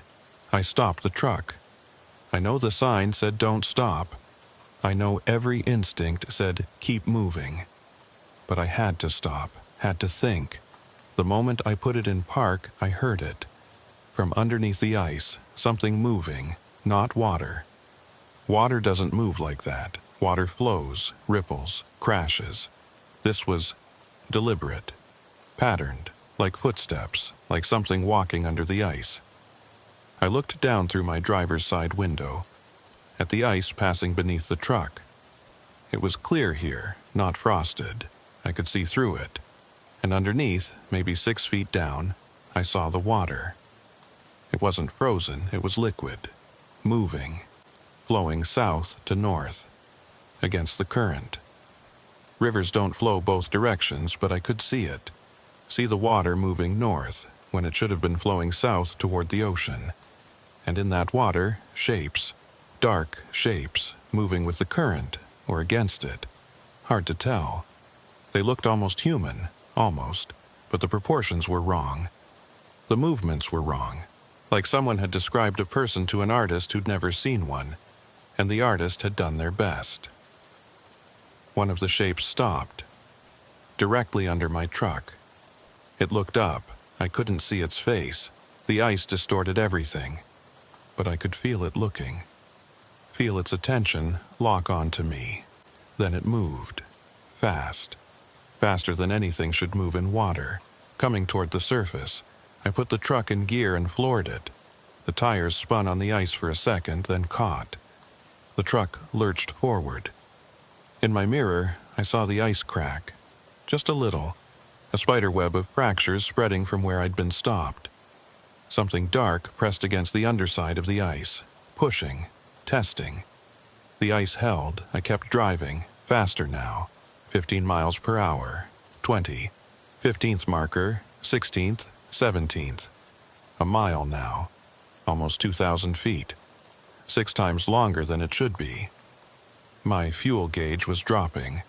I'd burned through 1/8 of a tank just crossing this bridge. That wasn't possible. Not at these speeds. Not with this load. Unless time was working differently here. Unless I'd been driving longer than I thought. I checked my watch. 10:03 p.m. I'd entered the bridge at 9:58 p.m. 5 minutes. That matched. But it felt like longer. Felt like I'd been on this bridge for hours. 18th marker. The fog was changing. Not getting thinner, getting textured. I could see patterns in it now. Swirls. Faces. Almost faces. My mind was playing tricks. Had to be. Fog doesn't form patterns, doesn't create faces, but I could see them. Dozens of them, hundreds. Pressing close to my windows, looking in. 19th marker. The radio crackled. Different voice this time. Female, familiar. "Robert, can you hear me?" I grabbed the handset. "Who is this?" "It's me. It's Jennifer." Jennifer. My ex-wife. We divorced 3 years ago. She lived in Portland now, hadn't spoken in 18 months. "Jennifer, how are you on this frequency?" I'm not really here. Neither are you. Not anymore." "What are you talking about?" "You're still on the bridge, Robert. You never left. You've been driving in circles for 3 years. That's insane. I just got on the bridge 5 minutes ago." "That's what you think. That's what you'll always think. Every time you cross, it feels like the first time. Like it's only been 5 minutes, but it's been years, Robert. You've been here for years. You're not real. This is the cold, the fog, making me hear things. Maybe, or maybe, I'm the only real thing you've heard in a long time." The radio went dead. 20th marker. I looked at my hands on the wheel. They looked normal. No frostbite. No age. Same hands I'd had when I started this run. If I'd been here for years, wouldn't I look different? Wouldn't I be older? Unless time didn't age you here. Unless you were frozen. Preserved. Locked in the moment you entered the bridge. 21st marker. The shapes under the ice were multiplying. I could see them clearly now. Dozens of them. All swimming north. All keeping pace with my truck. All looking up. 22nd marker. My odometer read 1.5 miles since entering the bridge. The Koyukuk River at this point was 300 yards wide. I'd driven 5 times that distance and I was still on ice. 23rd marker.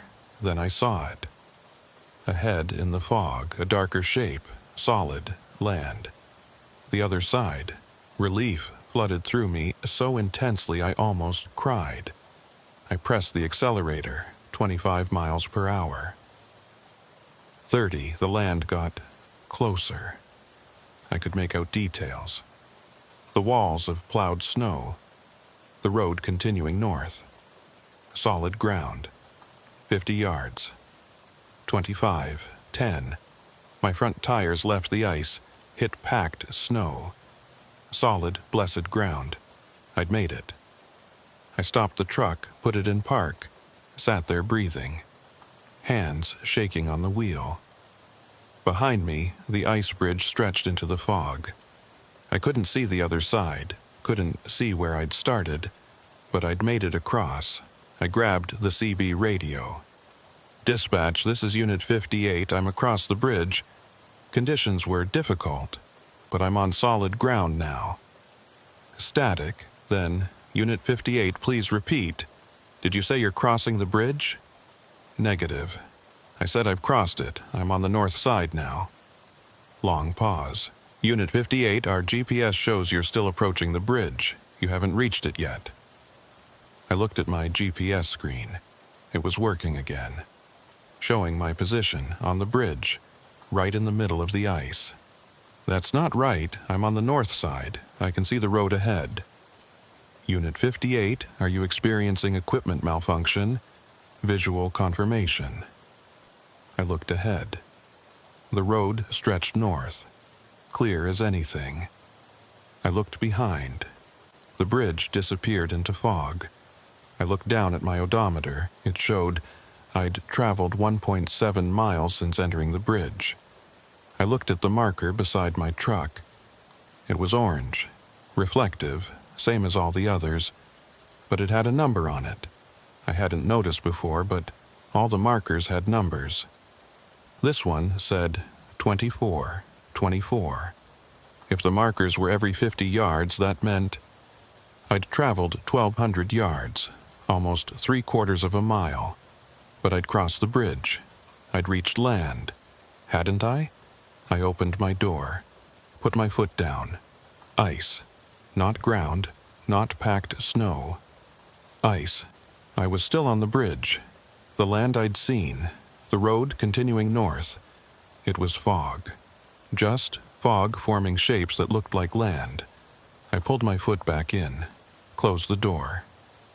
Unit 58, please confirm your status. I'm still on the bridge. Copy that. Continue north. Do not stop. I thought I'd reach the other side, but it wasn't real. Visual distortions are common with ice fog. Trust your instruments. Keep moving. I put the truck in gear, started driving again. 25th marker. 26th, 27th. 2 miles now. 10 times longer than the bridge should be, and no end in sight. That was when I understood. I wasn't crossing the bridge, I was trapped on it, and I might never reach the other side. That was the end of part 1. The bridge had me, and every marker I passed, every yard I drove, just took me deeper into something that wasn't quite a bridge anymore, wasn't quite a river. It was something else, something that looked like a crossing but functioned like a cage, and I was locked inside. I drove for another hour, past 60 markers, 3,000 yards, almost 2 miles beyond the bridge's actual length. The odometer read 3.4 miles since entering the bridge. The fuel gauge was at half. I'd burned a quarter tank crossing what should have been a 300-yard span. The math didn't work. None of it worked. At marker 75, I saw the headlights. Behind me, in my rearview mirror, distant but unmistakable. Another vehicle. On the bridge. Relief surged through me. I wasn't alone. Someone else was here, someone who could confirm I wasn't losing my mind. I slowed down, let them catch up. The headlights got closer. I could make out the shape now. A truck. Similar model to mine, same company logo on the door. It pulled up beside me, running parallel. We were driving side by side on the bridge, even though the bridge was barely wide enough for 2 vehicles. I looked over at the other driver. It was me. Same face, same jacket, same expression of confused horror. The other me looked back. Our eyes met. Then the other truck veered left, merged into my lane, drove straight through my truck like it wasn't there. I felt nothing, no impact, no sound, just the sight of another vehicle passing through mine like we were both ghosts. It continued ahead, headlights disappearing into the fog, leaving me alone again. I stopped the truck, hands shaking so badly I could barely hold the wheel. That wasn't real, couldn't be real, but I'd seen it, clearly. Another version of me, driving another version of my truck, crossing the same bridge at the same time, or different time, or no time. Time didn't work here. I was starting to understand that. The radio crackled, my voice, speaking to myself. Don't stop, keep moving, don't stop. Who are you? I asked the radio. I'm you, from marker 147. Still driving, still looking for the end. Marker 147? That's over 7 miles. Yes. How long have you been on the bridge? 3 hours, 3 days, 3 years. Time doesn't mean anything here, just keep driving, that's all you can do. There has to be an end. Does there? I've passed you 6 times. Different versions, different moments. You're all asking the same questions. You'll all get the same answers, and you'll all keep driving. I'm not you, I just got on the bridge an hour ago. That's what I said. That's what all of us say, but look at your fuel gauge.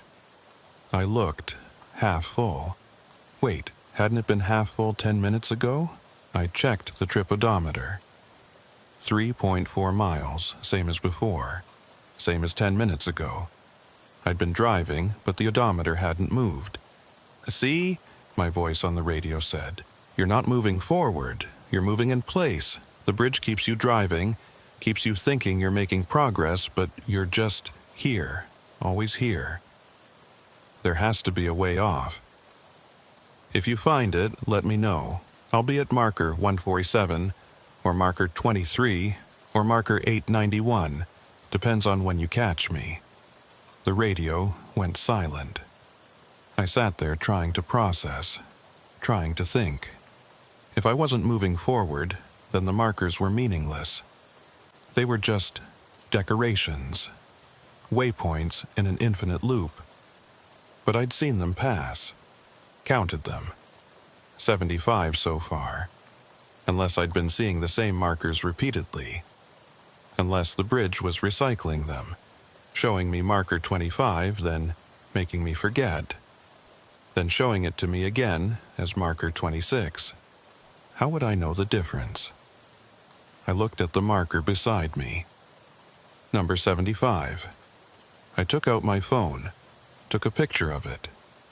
Then I drove forward, slowly, watching for the next marker. Marker 76 appeared. I took a picture. Marker 77 picture. Marker 78 picture. I looked at the photos, compared them. They were identical, same marker, same number, just different numbers painted on it. No, wait, the paint was the same. The wear patterns were the same. These weren't different markers. It was the same marker, repeated. The number was changing, but everything else was identical. I was seeing the same marker over and over. The bridge was just changing the number to make me think I was moving. I stopped the truck, looked at marker 78, grabbed a wrench from my toolbox, got out. The cold hit me like a wall. 40 below, maybe colder. My breath crystallized instantly. I walked to the marker, swung the wrench at it. The wrench passed through the marker like it wasn't there. I tried again. Same result. The marker was intangible, incorporeal. It looked solid, but it had no substance. None of this was real. I got back in the truck, slammed the door, sat there trying not to scream. The bridge wasn't just long. It wasn't just repeating. It was fake. A projection, a simulation. I wasn't crossing a river. I was driving through an illusion. But the ice under me felt real. The cold was real. The truck was real. So what was happening? The radio crackled. Different voice this time. Old man, gravelly. You're starting to figure it out, son. Who is this? Name's Harrison. Been on this bridge since 1987. That's 33 years. Give or take. Hard to keep track. But yeah, long time. How are you still alive? Am I? Not sure. Don't feel dead, but don't feel alive either. Just here, always here. Driving this bridge, waiting for it to end. It doesn't end, does it? Well, that depends on what you mean by end. The bridge ends. I've reached the other side, many times. Then why are you still here? Because when you reach the end, you just start over. Like resetting a tape. You drive off the bridge onto solid ground, think you made it. Then you blink, and you're back at the beginning. Entering the bridge again. First time. Fresh start. That's impossible. So's a bridge that never ends. So's seeing yourself drive past yourself. So's a lot of things you're experiencing. Impossible don't mean much out here. There has to be a way to break the loop. Maybe. Haven't found it. But I got a theory. Tell me. The bridge don't want you to cross. It wants you to stay forever. Driving in circles, feeding it somehow. Your attention, your fear, your confusion. Something about that sustains it. So it keeps you trapped. Keeps you moving, but going nowhere. How do I escape? That's the million-dollar question. My theory, you gotta do something unexpected. Something the bridge ain't prepared for. All the drivers who get trapped, they follow the rules. Stay on the road, follow the markers, keep driving. That's what the bridge expects so it can control you. So I need to... What, go off-road? Maybe, or stop completely. Or reverse, or something, I don't know. I've tried a lot of things. Nothing's worked. But maybe you'll have better luck. What happens if I go off the road, into the river? Don't know. Never been brave enough to try. Or stupid enough, depending on your perspective. The radio went silent. I looked out at the ice on both sides of the road. It stretched into the fog. Flat, featureless. Under the ice, I could see the shapes moving. More of them now. Hundreds. All swimming in formation, all watching. If I drove off the road, onto the unmarked ice, would I break through? Would I sink into that impossible water with those impossible things? Or would I find something else? Some way out the bridge hadn't anticipated. I was about to make a decision when I heard it. From ahead. From the fog, a sound, mechanical, rhythmic, thump, thump, thump, thump, thump, thump, getting louder, getting closer. I squinted through the fog, tried to see what was making that sound. Then I saw it, a figure, walking toward me, down the center of the bridge, human-shaped, but wrong. The proportions were off, the gait was strange, like something pretending to walk, mimicking human movement without understanding it. Thump, thump, thump, thump. Its feet hitting the ice, heavy, deliberate. I put the truck in reverse, started backing up. The figure kept coming. Faster now. I reversed faster, 20 miles per hour. 30. The markers were passing backward. 78. 76. The figure was running now. Not human running. Something else. Loping. Like a wolf wearing human skin. Thump, thump, thump, thump. It was gaining. I looked in my side mirror. Behind me was just fog. I had no idea what I was backing into. Could be the edge of the bridge. Could be another vehicle. Could be nothing. The figure was 50 yards ahead. 40, 30.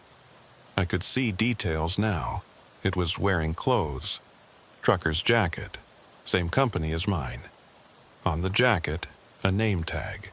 I couldn't read it yet. Too far. 20 yards. 10. The name tag, Harrison. The figure that had been the old man on the radio. The driver from 1987. Or what was left of him. His face was wrong. Stretched. Like someone had pulled the skin tight over a skull that wasn't quite human anymore. His eyes were too wide. His mouth was frozen in a smile that showed too many teeth. He reached my truck, slammed his hands on the hood. I felt the impact, felt the truck shake. He wasn't intangible like the markers. He was solid, real. He pressed his face against my windshield. That terrible smile widening. "Join us," he said. His voice came through the glass clearly. Too clearly. Like he was inside the cab with me. "Join us on the bridge. Stay forever. Drive forever. It's easier than fighting, easier than trying to escape." I floored it in reverse. The truck lurched backward. Harrison tumbled off the hood. Hit the ice, rolled. I kept reversing, 50 miles per hour now. Dangerous speed. But I didn't care. In my mirror, I saw Harrison get up, start running after me again. Thump, thump, thump, thump. But he was falling behind. I was faster in reverse than he was on foot. After a minute, he stopped, stood there in the middle of the bridge, watching me go. Then he waved. Friendly wave, like saying goodbye to an old friend. And he smiled that terrible smile, I faced forward, kept reversing. The markers were going backward. 75. 74, 73. I was heading back to the start, back to where I'd entered. Maybe if I could get back to the beginning, I could drive off the bridge. Back onto the winter road. Escape this nightmare. Marker 50, 49, 48. My fuel gauge was dropping faster. A quarter tank left. I'd burned through most of my fuel just driving in circles on this bridge. When I ran out, I'd be stranded, on the ice, in the cold, with Harrison and whatever else was out here. Marker 25. 23. Almost there. Almost back to the beginning. Marker 10. 9. 8. I could see something ahead in the fog, the edge of the bridge, the winter road. Marker 5. 4. 3. Freedom. So close. Marker 2. 1. My rear tires left the ice. Hit packed snow. Solid ground. I'd done it. I'd reversed off the bridge. I slammed on the brakes, put the truck in park. Sat there, gasping. I was off the bridge. On the winter road. Solid ground beneath me. I looked ahead. The bridge waited. Fog and ice and orange markers stretching into the distance. I looked behind. The winter road leading back to the main highway. Back to civilization. I could turn around, drive back to Fairbanks, forget this whole thing. But I couldn't. The research station still needed its cargo. I still needed the triple rate, and some part of me, some stupid, stubborn part, needed to know if I could beat this, if I could cross this bridge. I sat there for 10 minutes, debating. Then I made my decision. I turned the truck around, faced the bridge again. This time, I was going to try something different. I was going to drive across without looking at the markers, without checking my odometer, without measuring progress. I was just going to drive, straight ahead, ignoring everything, until I reached the other side. Maybe that was the trick. Maybe the bridge fed on attention, on observation, on drivers noticing the impossible things and getting trapped by them. So I wasn't going to notice.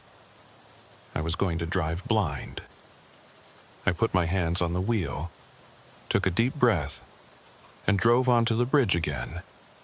This time, I didn't look at anything. Not the markers, not the fog, not the ice below. I just watched the center line of the road, kept my truck straight, maintained steady speed, 10 miles per hour. No faster, no slower. And I drove. I don't know how long I drove, seconds, minutes, hours.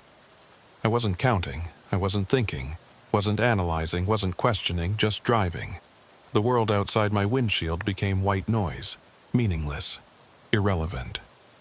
All that mattered was the road directly in front of my truck. The next 10 feet, the next 5 feet, drive, just drive. At some point I noticed the fog was thinning, but I didn't focus on it. Didn't let it mean anything, just drove. At some point I noticed shapes under the ice. Moving, watching, didn't matter, kept driving. At some point I heard voices on the radio, my voice, Harrison's voice, Jennifer's voice, all talking at once, overlapping, screaming. Turned off the radio, kept driving. At some point I saw Harrison in my peripheral vision, running alongside my truck, keeping pace, smiling, didn't look at him, kept driving. At some point the aurora appeared overhead, green and red and purple, swirling in patterns that almost looked like faces, like hands reaching down, eyes on the road, kept driving. At some point my fuel gauge hit empty. The low fuel warning light came on. Didn't matter, kept driving. The engine should have stopped, should have died, but it kept running, fed by something other than diesel now. fed by will, by stubbornness, by refusal to quit. Kept driving. At some point, I don't know when, the ice changed. The texture under my tires felt different. Less smooth. More granular, not ice anymore. Gravel. I'd reached the other side. I let myself look up, let myself see. I was off the bridge, on the winter road. Walls of plowed snow on both sides, solid ground. I'd made it. I stopped the truck, put it in park, sat there shaking, crying, laughing, all at once. I'd beaten it. I'd crossed the bridge. I grabbed the CB radio. Dispatch Unit 58, I'm across, I made it. Static. Then, Unit 58, good to hear from you. We were getting worried. You went silent for 6 minutes. How are conditions? 6 minutes? It felt like hours. That's the ice fog. Plays tricks on your perception, but you're through the worst of it. Smooth sailing from here, station is about 15 miles ahead. Copy that, 58 out. I hung up the handset. Looked at my watch. 10:09 p.m. I'd entered the bridge at 9:58.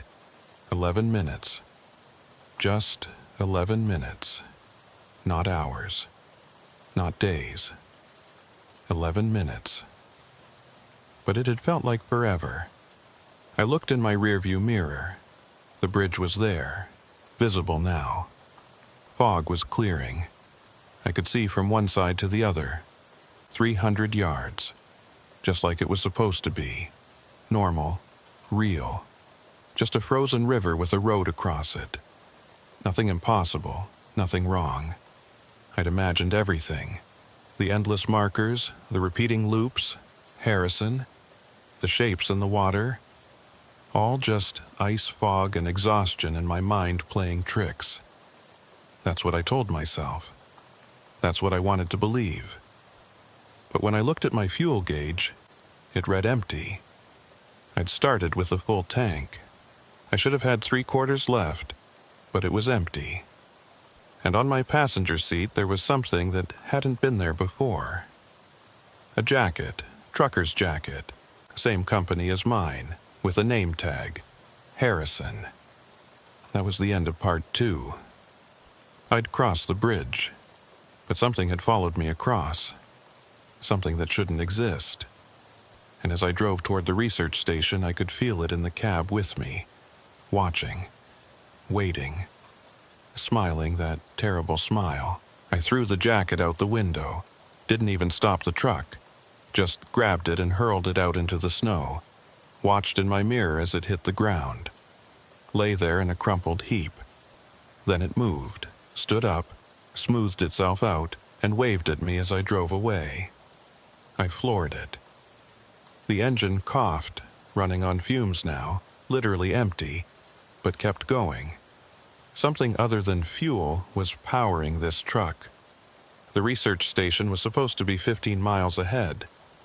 At 60 miles per hour, I'd be there in 15 minutes. I drove for 30 minutes. The odometer showed I'd traveled 5 miles. The math didn't work. Again, the bridge was behind me. I'd crossed it, but its rules had followed me. Distance and time were still broken. At mile 5, or mile 30, or mile anything, I saw the lights, buildings, the research station. Finally, I pulled into the compound. 3 prefab structures, same as most remote stations. Generator building, sleeping quarters, lab and operations center. Lights on in all 3. Vehicles parked outside. Snowmobiles, a couple other trucks, a tracked vehicle. People. Civilization. Safety. I parked next to the main building, killed the engine. Sat there for a moment, hands still gripping the wheel. I'd made it. I'd actually made it. I got out. The cold hit me, but it felt normal. Honest. No weird temperature shifts, no impossible depths of cold. Just Alaska winter. Brutal, but comprehensible. The door to the main building opened. A woman stepped out. 50s, gray hair, wearing a parka with the research station logo. You must be the delivery driver. We were expecting you an hour ago." "I got delayed at the bridge," she nodded.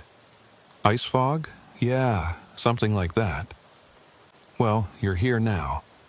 Let's get that cargo unloaded. I'm Dr. Sarah Vickers, station director." I helped her unload. The cargo was intact. None the worse for the trip, despite everything. As we carried the last box inside, she asked, "How was the crossing? Bridge gave you any trouble?" "It was longer than I expected." "Felt that way, didn't it? Something about the fog and the darkness makes everything feel stretched out. I've crossed that bridge 50 times and it always feels like it takes forever." "How long does it actually take?" 2-3 minutes at normal speed." "Why?" I didn't answer. Couldn't tell her it had felt like hours. That I'd driven miles and miles on a bridge that was only 300 yards. That I'd seen myself. That I'd met a man who'd been driving since 1987. She'd think I was crazy. Maybe I was. "Come inside," she said. "Warm up. Have some coffee before you head back." I followed her into the operations center. Warm air washed over me. Blessed normal heat from a normal furnace burning normal fuel. Inside, 3 other people were working. 2 men, 1 woman. Scientists from the looks of their equipment. Computers, instruments, specimen containers. One of the men looked up as I entered, did a double take. "Hey, didn't you just leave?" I blinked. "What?" 10 minutes ago. You dropped off cargo, had some coffee, then left. Said you were heading back to Fairbanks. "I just got here. I haven't been here before." He looked at Dr. Vickers. "Am I going crazy?" That was him, right? Same truck, same company logo, same face. Dr. Vickers frowned. "James, this is the first delivery we've received today. But," he pointed at me, "I talked to him. We discussed the bridge. He said it felt endless. Said he saw weird things on the ice." My blood went cold. "What did he see?" "Shapes, under the water, and a man. A driver named Harrison, who'd been trapped there for decades." I felt the room spinning. That's what I experienced." "Right. Which is why I'm saying you were already here." Dr. Vickers put a hand on James's shoulder. "You've been up for 36 hours straight. You're exhausted. Maybe you dozed off, had a dream." "I didn't dream this." He pulled out his phone. "Look, I took a picture with him, right here." He showed us the phone. There was a photo, taken in this room. Dr. Vickers on the left, James on the right, and in the middle, me. Same jacket, same face, same tired expression. But I'd never been here before. That photo shouldn't exist. "When did you take this?" I asked. "Like I said, 10 minutes ago." He checked the timestamp. 10:17 p.m. I looked at my watch. 10:27 by. If that photo was taken at 10:17 and I just arrived at 10:27, then there's another me, I said quietly. Another version. He got here before I did. "That's not possible," Dr. Vickers said. "None of this is possible, but it's happening." James looked out the window. "If he left 10 minutes ago, and you just arrived, then where is he? Where's his truck?" We all looked outside. The compound was small.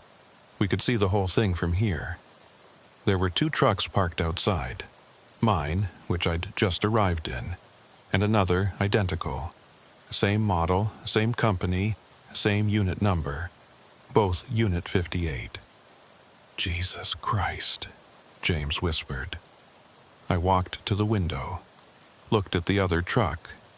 It was me. Definitely my truck. Same small dent in the front bumper. Same cracked headlight. Same mud splatter pattern. But it couldn't be. My truck was behind me. I'd just parked it. Which one's real? Dr. Vickers asked. Both, I said. Or neither. The bridge, it doesn't just trap you in space, it traps you in time. Creates loops, copies. I think when I crossed the bridge, I created multiple versions of myself, all taking slightly different paths, all arriving at different times. That's insane. Yeah, it is. I walked outside, approached the other truck, looked in the window. Empty. No driver. I tried the door, unlocked, I opened it. On the seat, a thermos. I picked it up, unscrewed the cap, smelled it. Coffee. Still warm, my coffee. The thermos I'd filled in Fairbanks before starting this run. But my thermos was in my truck, wasn't it? I looked back at my truck, saw the thermos on my dashboard. 2 thermoses, both mine, both real. Okay, Dr. Vickers said. I don't know what's happening, but I think we need to call someone. Get you checked out. Get this documented. Who are you going to call? Who's going to believe this? I have a colleague at University of Alaska, studies temporal anomalies. This is exactly the kind of thing a sound cut her off. From the distance, from the south, an engine approaching fast. We all looked toward the winter road. Headlights were coming. A truck, it pulled into the compound. Same model as mine, same company logo, same unit number, a third unit 58. The driver got out, looked at us, looked at the other 2 trucks. It was me, again. But this version looked worse. Haggard, exhausted, hair grayer, face older. How many times? He asked. His voice was rough, tired. How many times what? I asked. How many times have you crossed the bridge? Once, tonight. Just now. He laughed, bitter sound. That's what I said the first time, but it's never just once. You'll cross it again and again. Each time you'll arrive here. Each time you'll see more versions of yourself. More trucks. More deliveries. I'm not crossing that bridge again. I'm going back to Fairbanks, taking the main highway, avoiding this whole area. That's what I said too. But you will. The company will call, offer triple rate, quadruple, whatever it takes. And you'll need the money. You always need the money. So you'll take the job, you'll drive north, you'll cross the bridge, and you'll end up here, meeting yourself, over and over. How many times have you crossed? He thought about it. 17, no, 18. I lose count. 18 times. How is that possible? The bridge loops time. Every crossing creates a new instance, a new version. They all exist simultaneously, all arriving at different moments, all thinking they're the original. Dr. Vickers stepped forward.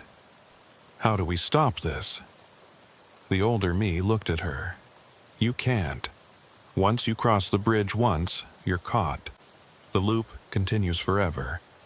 Right now, there are probably hundreds of versions of me, all crossing at different times, all arriving at different moments. We're all real, we're all the original, we're all trapped. There has to be a way to break the loop, I said. If there is, I haven't found it.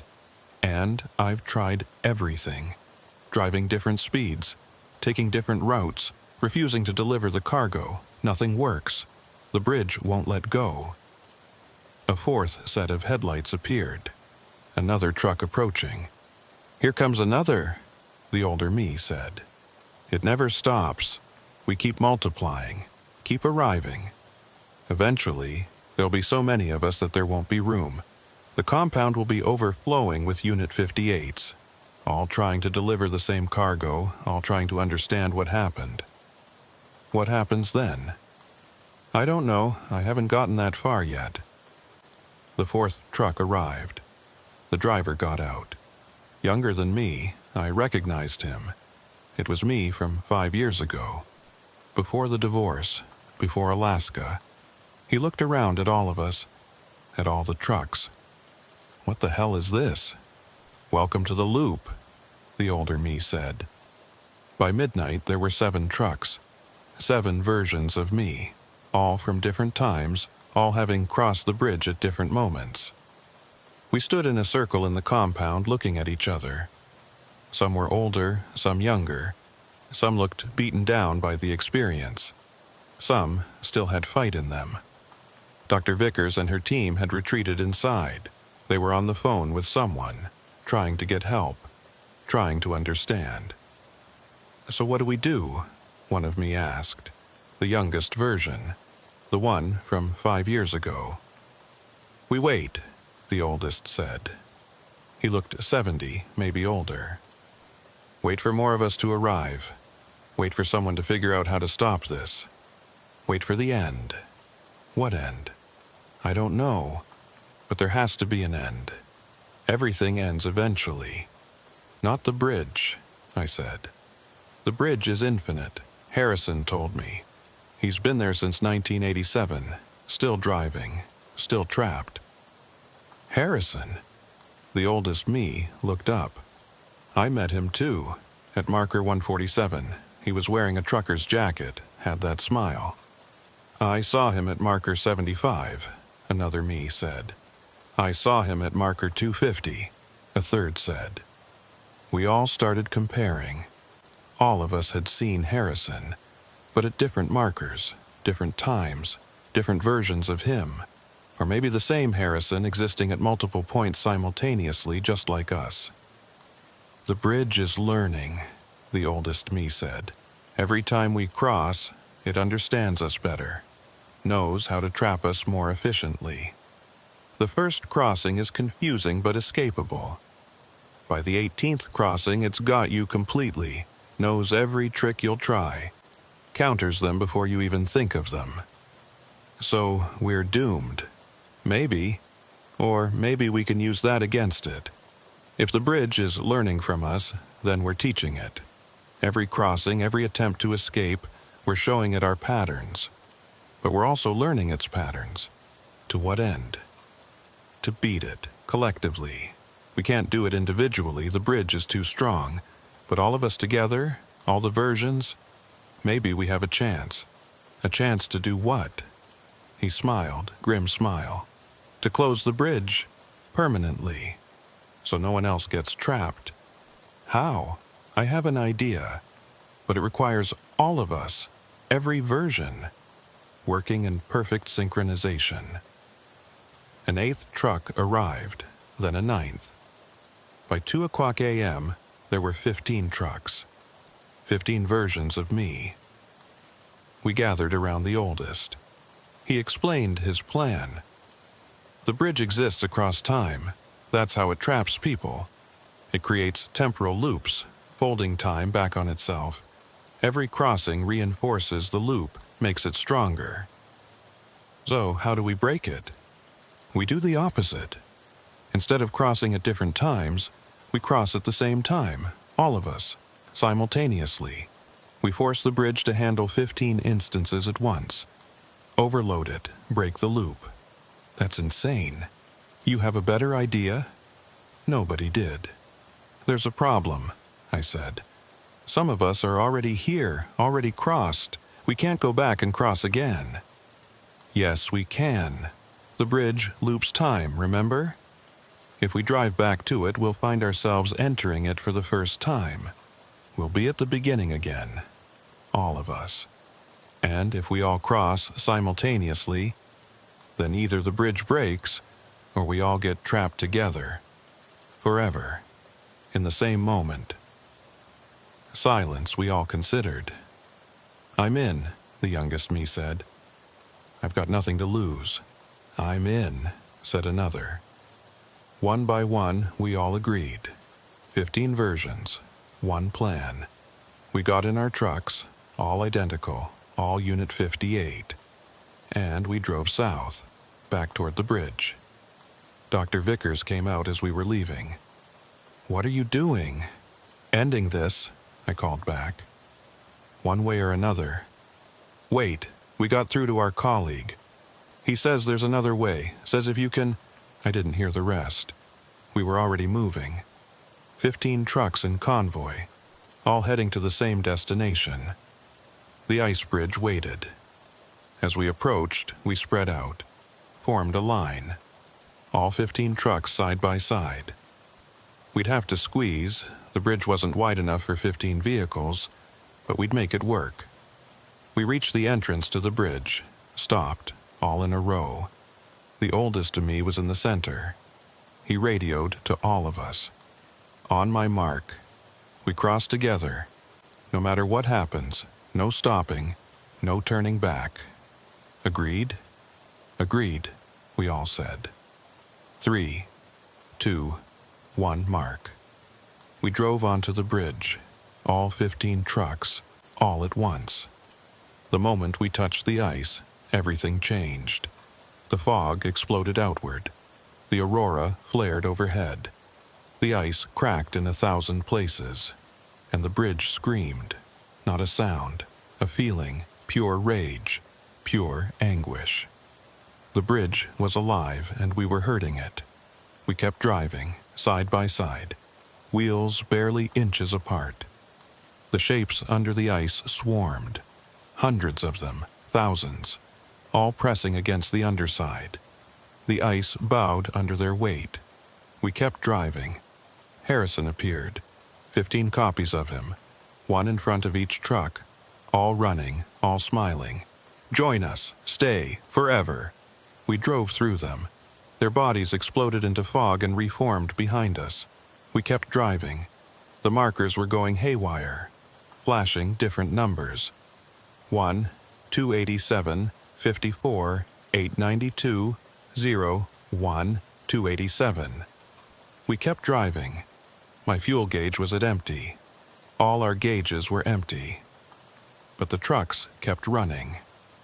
Powered by will, by determination, by 15 versions of the same stubbornness. The far side of the bridge appeared. All 15 of us saw it. Real land, real ground, 50 yards, 25, 10. The ice cracked, completely. A fissure ran straight across the bridge. All 15 trucks hit it simultaneously. We should have fallen through, should have plunged into that impossible water. But we didn't. We drove across the crack, over it. The trucks didn't fall, and we reached the other side. All 15 of us, all at once. We pulled off the bridge, onto solid ground, stopped, got out of our trucks, looked at each other, then looked back. The bridge was gone, not collapsed, not destroyed, just gone. Where the ice bridge had been, there was now just river, open water, flowing normally. South to north, like it should. No ice, no fog, no markers, no bridge. We'd done it. We'd broken the loop. The oldest me walked to the edge of the water, looked down at it. It's over. Are you sure? I asked. Yes. The bridge existed across time. When we crossed simultaneously, all instances at once, we collapsed the temporal loop, forced it to resolve. It couldn't maintain itself anymore. So, we're free? We're free. We stood there for a moment. 15 versions of the same person, all from different times, all having experienced the same nightmare. Then the oldest spoke again. We can't all exist. You understand that, right? The loop is broken, but we're anomalies. Copies that shouldn't be here. Time will correct itself. What does that mean? It means most of us will fade. Only one version gets to stay, the prime version, the original. How do we know which one? We don't. But it'll happen naturally. Over the next few hours, most of us will just cease, blink out, like we never existed. That's not fair. None of this has been fair. We stood there in the pre-dawn light, waiting to see who would survive. One by one, the other versions started to fade. Literally, they became transparent. then translucent, then gone. The youngest went first, then the middle-aged versions, then the older ones, until only two remained, me and the oldest. "Looks like it's between us," he said. "How do we know which one is real? Does it matter? We're the same person, same memories, same experiences. Whoever stays, he'll carry all of it." He started to fade. "Wait," I said. "Before you go, tell me, does it get better? After all this?" He smiled. "Yes, it does. You'll never forget the bridge, but you'll survive it. You'll move on, you'll even drive again." "I don't know if I can." "You will, because you're stubborn. And that stubbornness just saved everyone who'll ever drive this route. They'll never know what you did, never know you broke an infinite loop, but you'll know." He was almost completely transparent now. "One last thing," he said. "When you get home, call Jennifer, apologize. You'll understand why." Then he was gone. I stood alone on the bank of the Koyukuk River. The sun was starting to rise, morning twilight turning the sky purple and pink. My truck was behind me. Just one truck now. The others had faded with their drivers. I got in, started the engine. It ran smoothly. Fuel gauge read 3/4 full. Everything was normal. I looked at where the bridge had been, just water. Normal river. I picked up the CB radio. "Dispatch, this is Unit 58. Cargo delivered. Heading back to Fairbanks." "Copy that, Unit 58. How are conditions?" "Fine. No issues." "Good to hear. Safe travels." I hung up the handset, started driving south. Behind me, the Koyukuk River flowed. North to south. The way it should. The way it always had. The way it always would. That was the end of Part 3. I'd beaten the bridge, collapsed the loop, saved everyone who'd come after. But I'd lost something too. 15 versions of myself. 15 lives that might have been, all sacrificed to close one impossible road. I drove toward Fairbanks, toward home, toward whatever came next. And I tried not to think about the oldest me, about what he'd said, about calling Jennifer. But I knew I would, because he was me and I was him. And we both knew what was coming. I got back to Fairbanks 36 hours later. Should have taken 8. But I stopped, a lot, every rest area, every pull-off, every place where I could sit and try to process what had happened. Nobody believed me. Of course they didn't. The research station confirmed I'd delivered the cargo, but they had no record of multiple deliveries, no photos of 15 trucks. Dr. Vickers didn't remember our conversation about temporal loops. The bridge? It had never existed. I checked maps, records, satellite images. The winter road was there, but there was no ice bridge.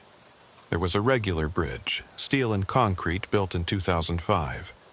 Normal bridge, normal crossing. The ice bridge had been erased.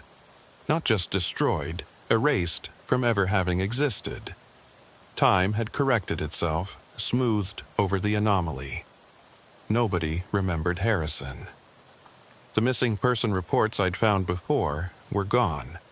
No trucker named Harrison had ever disappeared in 1987. I had no proof, no evidence. Nothing but my memories and a thermos of cold coffee that shouldn't exist. I went home, slept for 14 hours, woke up feeling like I'd aged a decade. And I thought about what the oldest me had said. Call Jennifer. Apologize. I didn't know why. We'd divorced cleanly. No major fight. Just drifted apart. Different lives, different goals. But he'd said to call her, and he was me from the future. He knew something I didn't. So I called. She picked up on the third ring. "Robert, is that you?" "Yeah. Hi, Jennifer. I know we haven't talked in a while. Are you okay? You sound different." "I'm fine. I wanted to apologize." "For what?" "For everything. For the divorce. For not fighting harder. For letting you go." Silence on the line. Then, "Robert, what's going on? You never talk like this." "I had a weird trip. Made me think about things. About what matters, and I realized I've been an idiot. I let the best thing in my life walk away because I was too stubborn to change." "Robert, I know it's too late. I know you've moved on. But I needed to tell you. Needed you to know that I'm sorry. That I understand now." More silence. Then quietly, "I haven't moved on." "What?" "I mean, I tried, dated a few people, but it never felt right because they weren't you." My heart was pounding. "Jennifer, I don't understand. Why didn't I call you?" "Because you made it clear you were done. You wanted Alaska. You wanted the open road. You didn't want to be tied down. I was wrong about all of it." "So what are you saying?" I'm saying I want to try again. If you'll have me. I'm saying I'll quit trucking. I'll move back to Seattle. I'll do whatever it takes." Long pause. I could hear her breathing. "Don't quit trucking," she said finally. "You love it. It's part of who you are. But maybe you could do local runs, Seattle area, come home every night." I could do that. "And maybe I could come up to Alaska sometimes? See what you love about it? I'd like that." We talked for 2 hours, made plans, slow plans, careful plans. We'd both been burned once. We weren't rushing anything, but we were trying. And that was more than I'd had in 3 years. When I hung up, I felt lighter, like I'd been carrying something heavy and finally put it down. The oldest me had known, had remembered this call, had lived through it and wanted to make sure I didn't screw it up. Thank you, I thought. Wherever you are, whatever you've become. Thank you. I went back to work the next week. Local runs only. Fairbanks to Anchorage. Fairbanks to Juneau. Nothing that required crossing rivers, nothing on winter roads. My dispatcher noticed. "You've been turning down the long hauls, the good money. You okay?" "Yeah, just want to be closer to home." "Suit yourself, but there's a run coming up, triple rate. Research station on the North Slope. Same route you did 3 weeks ago. You interested?" "No." "You sure? Same station. They requested you specifically. Said you did great work last time." "I'm sure." He shrugged. "Your call. I'll assign it to someone else." "Wait, who requested me?" "Dr. Vickers." He checked his computer. Doesn't say. Just says driver request. But yeah, same station." "Tell them I'm not available." "Will do." I left his office. Tried not to think about it. But I couldn't help wondering who had requested me and why. That night, I got a phone call. Unknown number. I almost didn't answer, but something made me pick up. "Hello?" Static. Then a voice. Male. Flat. "You closed the bridge." My blood went cold. "Who is this?" "You know who this is?" "Harrison." "Yes." "That's impossible. The bridge is gone. You never existed." "The bridge is gone from your timeline. But time isn't linear, isn't singular. There are other timelines, other versions.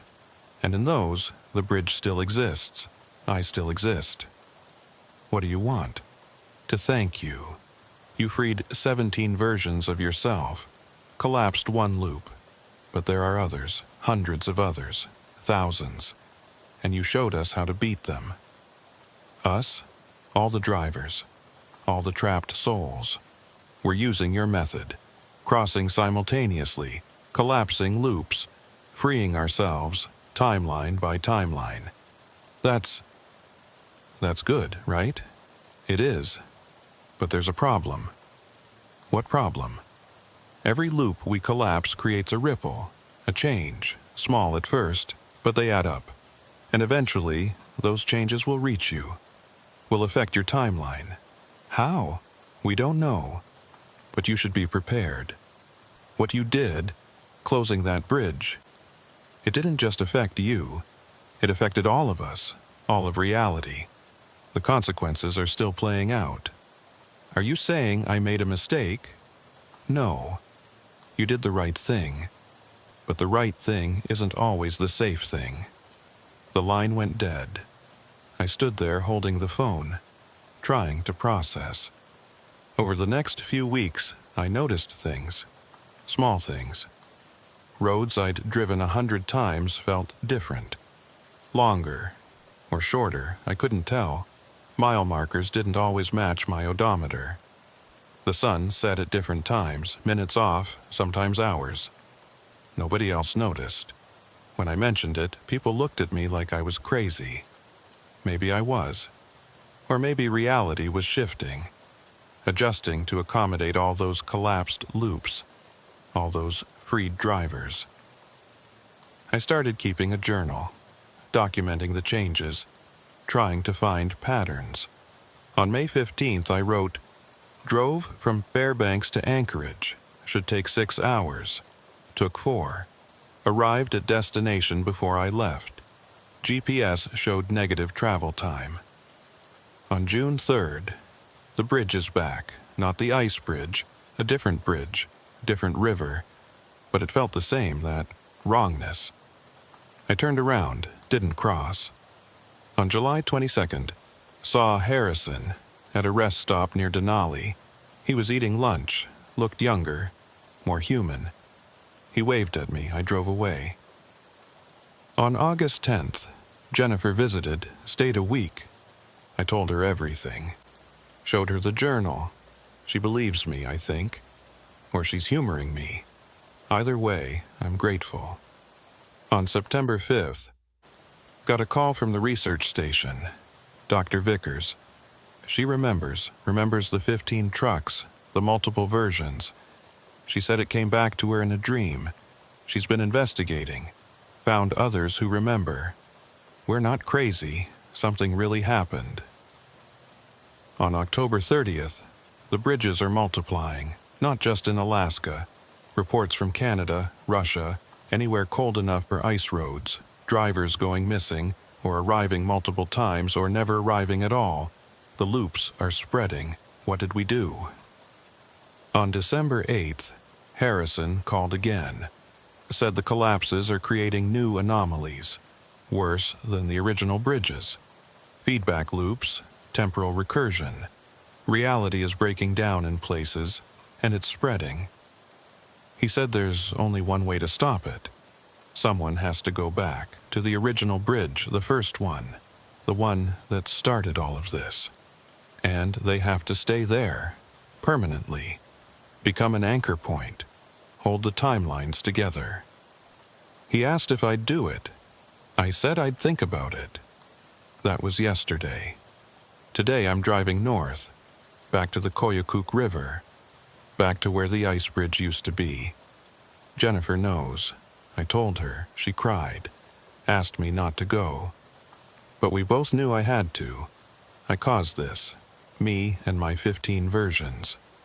We broke the bridge, but we didn't understand what we were breaking. Didn't understand that some cages exist for a reason, to contain things, to keep worse things from getting out. The bridge wasn't just trapping drivers, it was holding something back, keeping timelines separate, maintaining order, and we destroyed it. Now I have to fix it. I'm at mile 40 of the winter road now, almost to where the bridge was, where it will be, where it always has been. In the distance I can see it. Not ice anymore. Something else. harder to describe, like looking at something that exists in multiple states simultaneously, solid and liquid, frozen and flowing, present and absent, the bridge between bridges, the bridge, the first anomaly.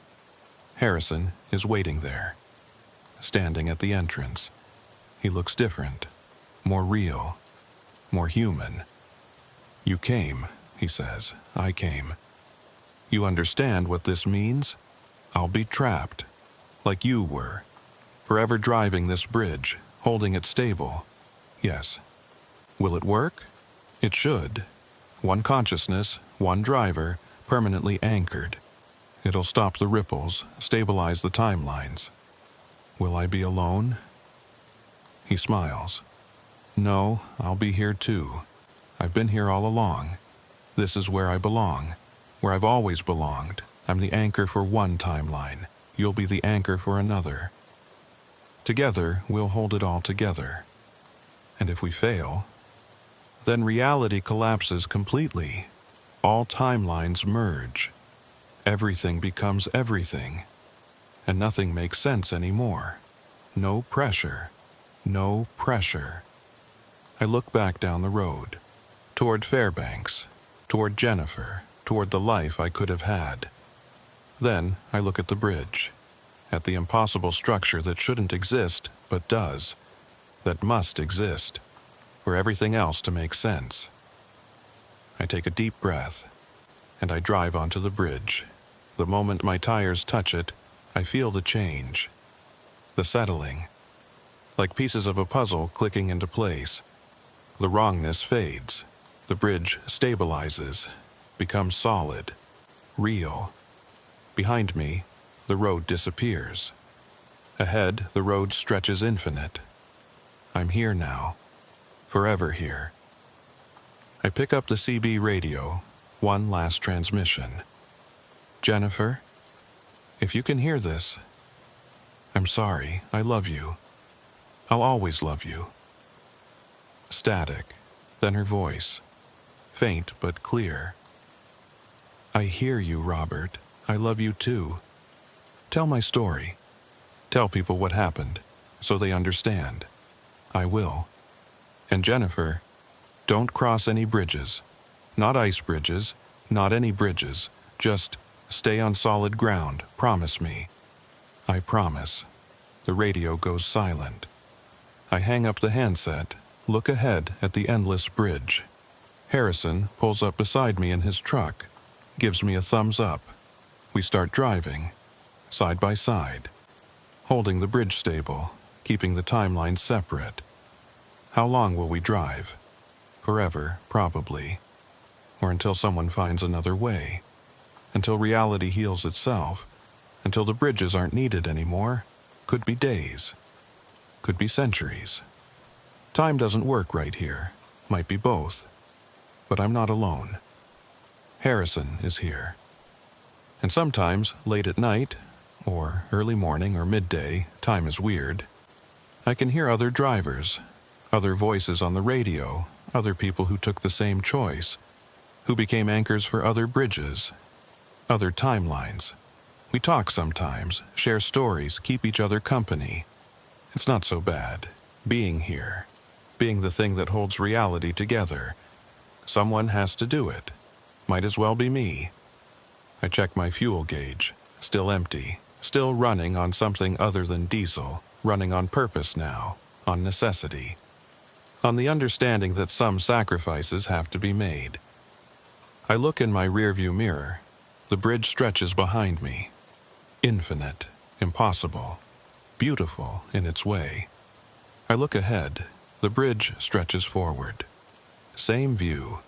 I'll drive this bridge forever, and every mile I drive keeps someone else safe, keeps this reality stable, keeps the timelines from bleeding together.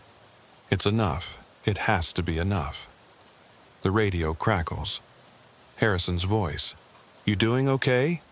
"Yeah, I'm okay." "Good. Welcome to the bridge, partner. Hope you like driving." "I do. Always have." "Then you're in the right place." We drive on, side by side, mile after mile. marker after marker, forever. And somewhere, in another timeline, another version of me is living my life. Married to Jennifer, working local routes, growing old, being happy. I hope he appreciates it. I hope he knows what it cost, but probably he doesn't. Probably he wakes up every day thinking he made all his own choices, that life just worked out.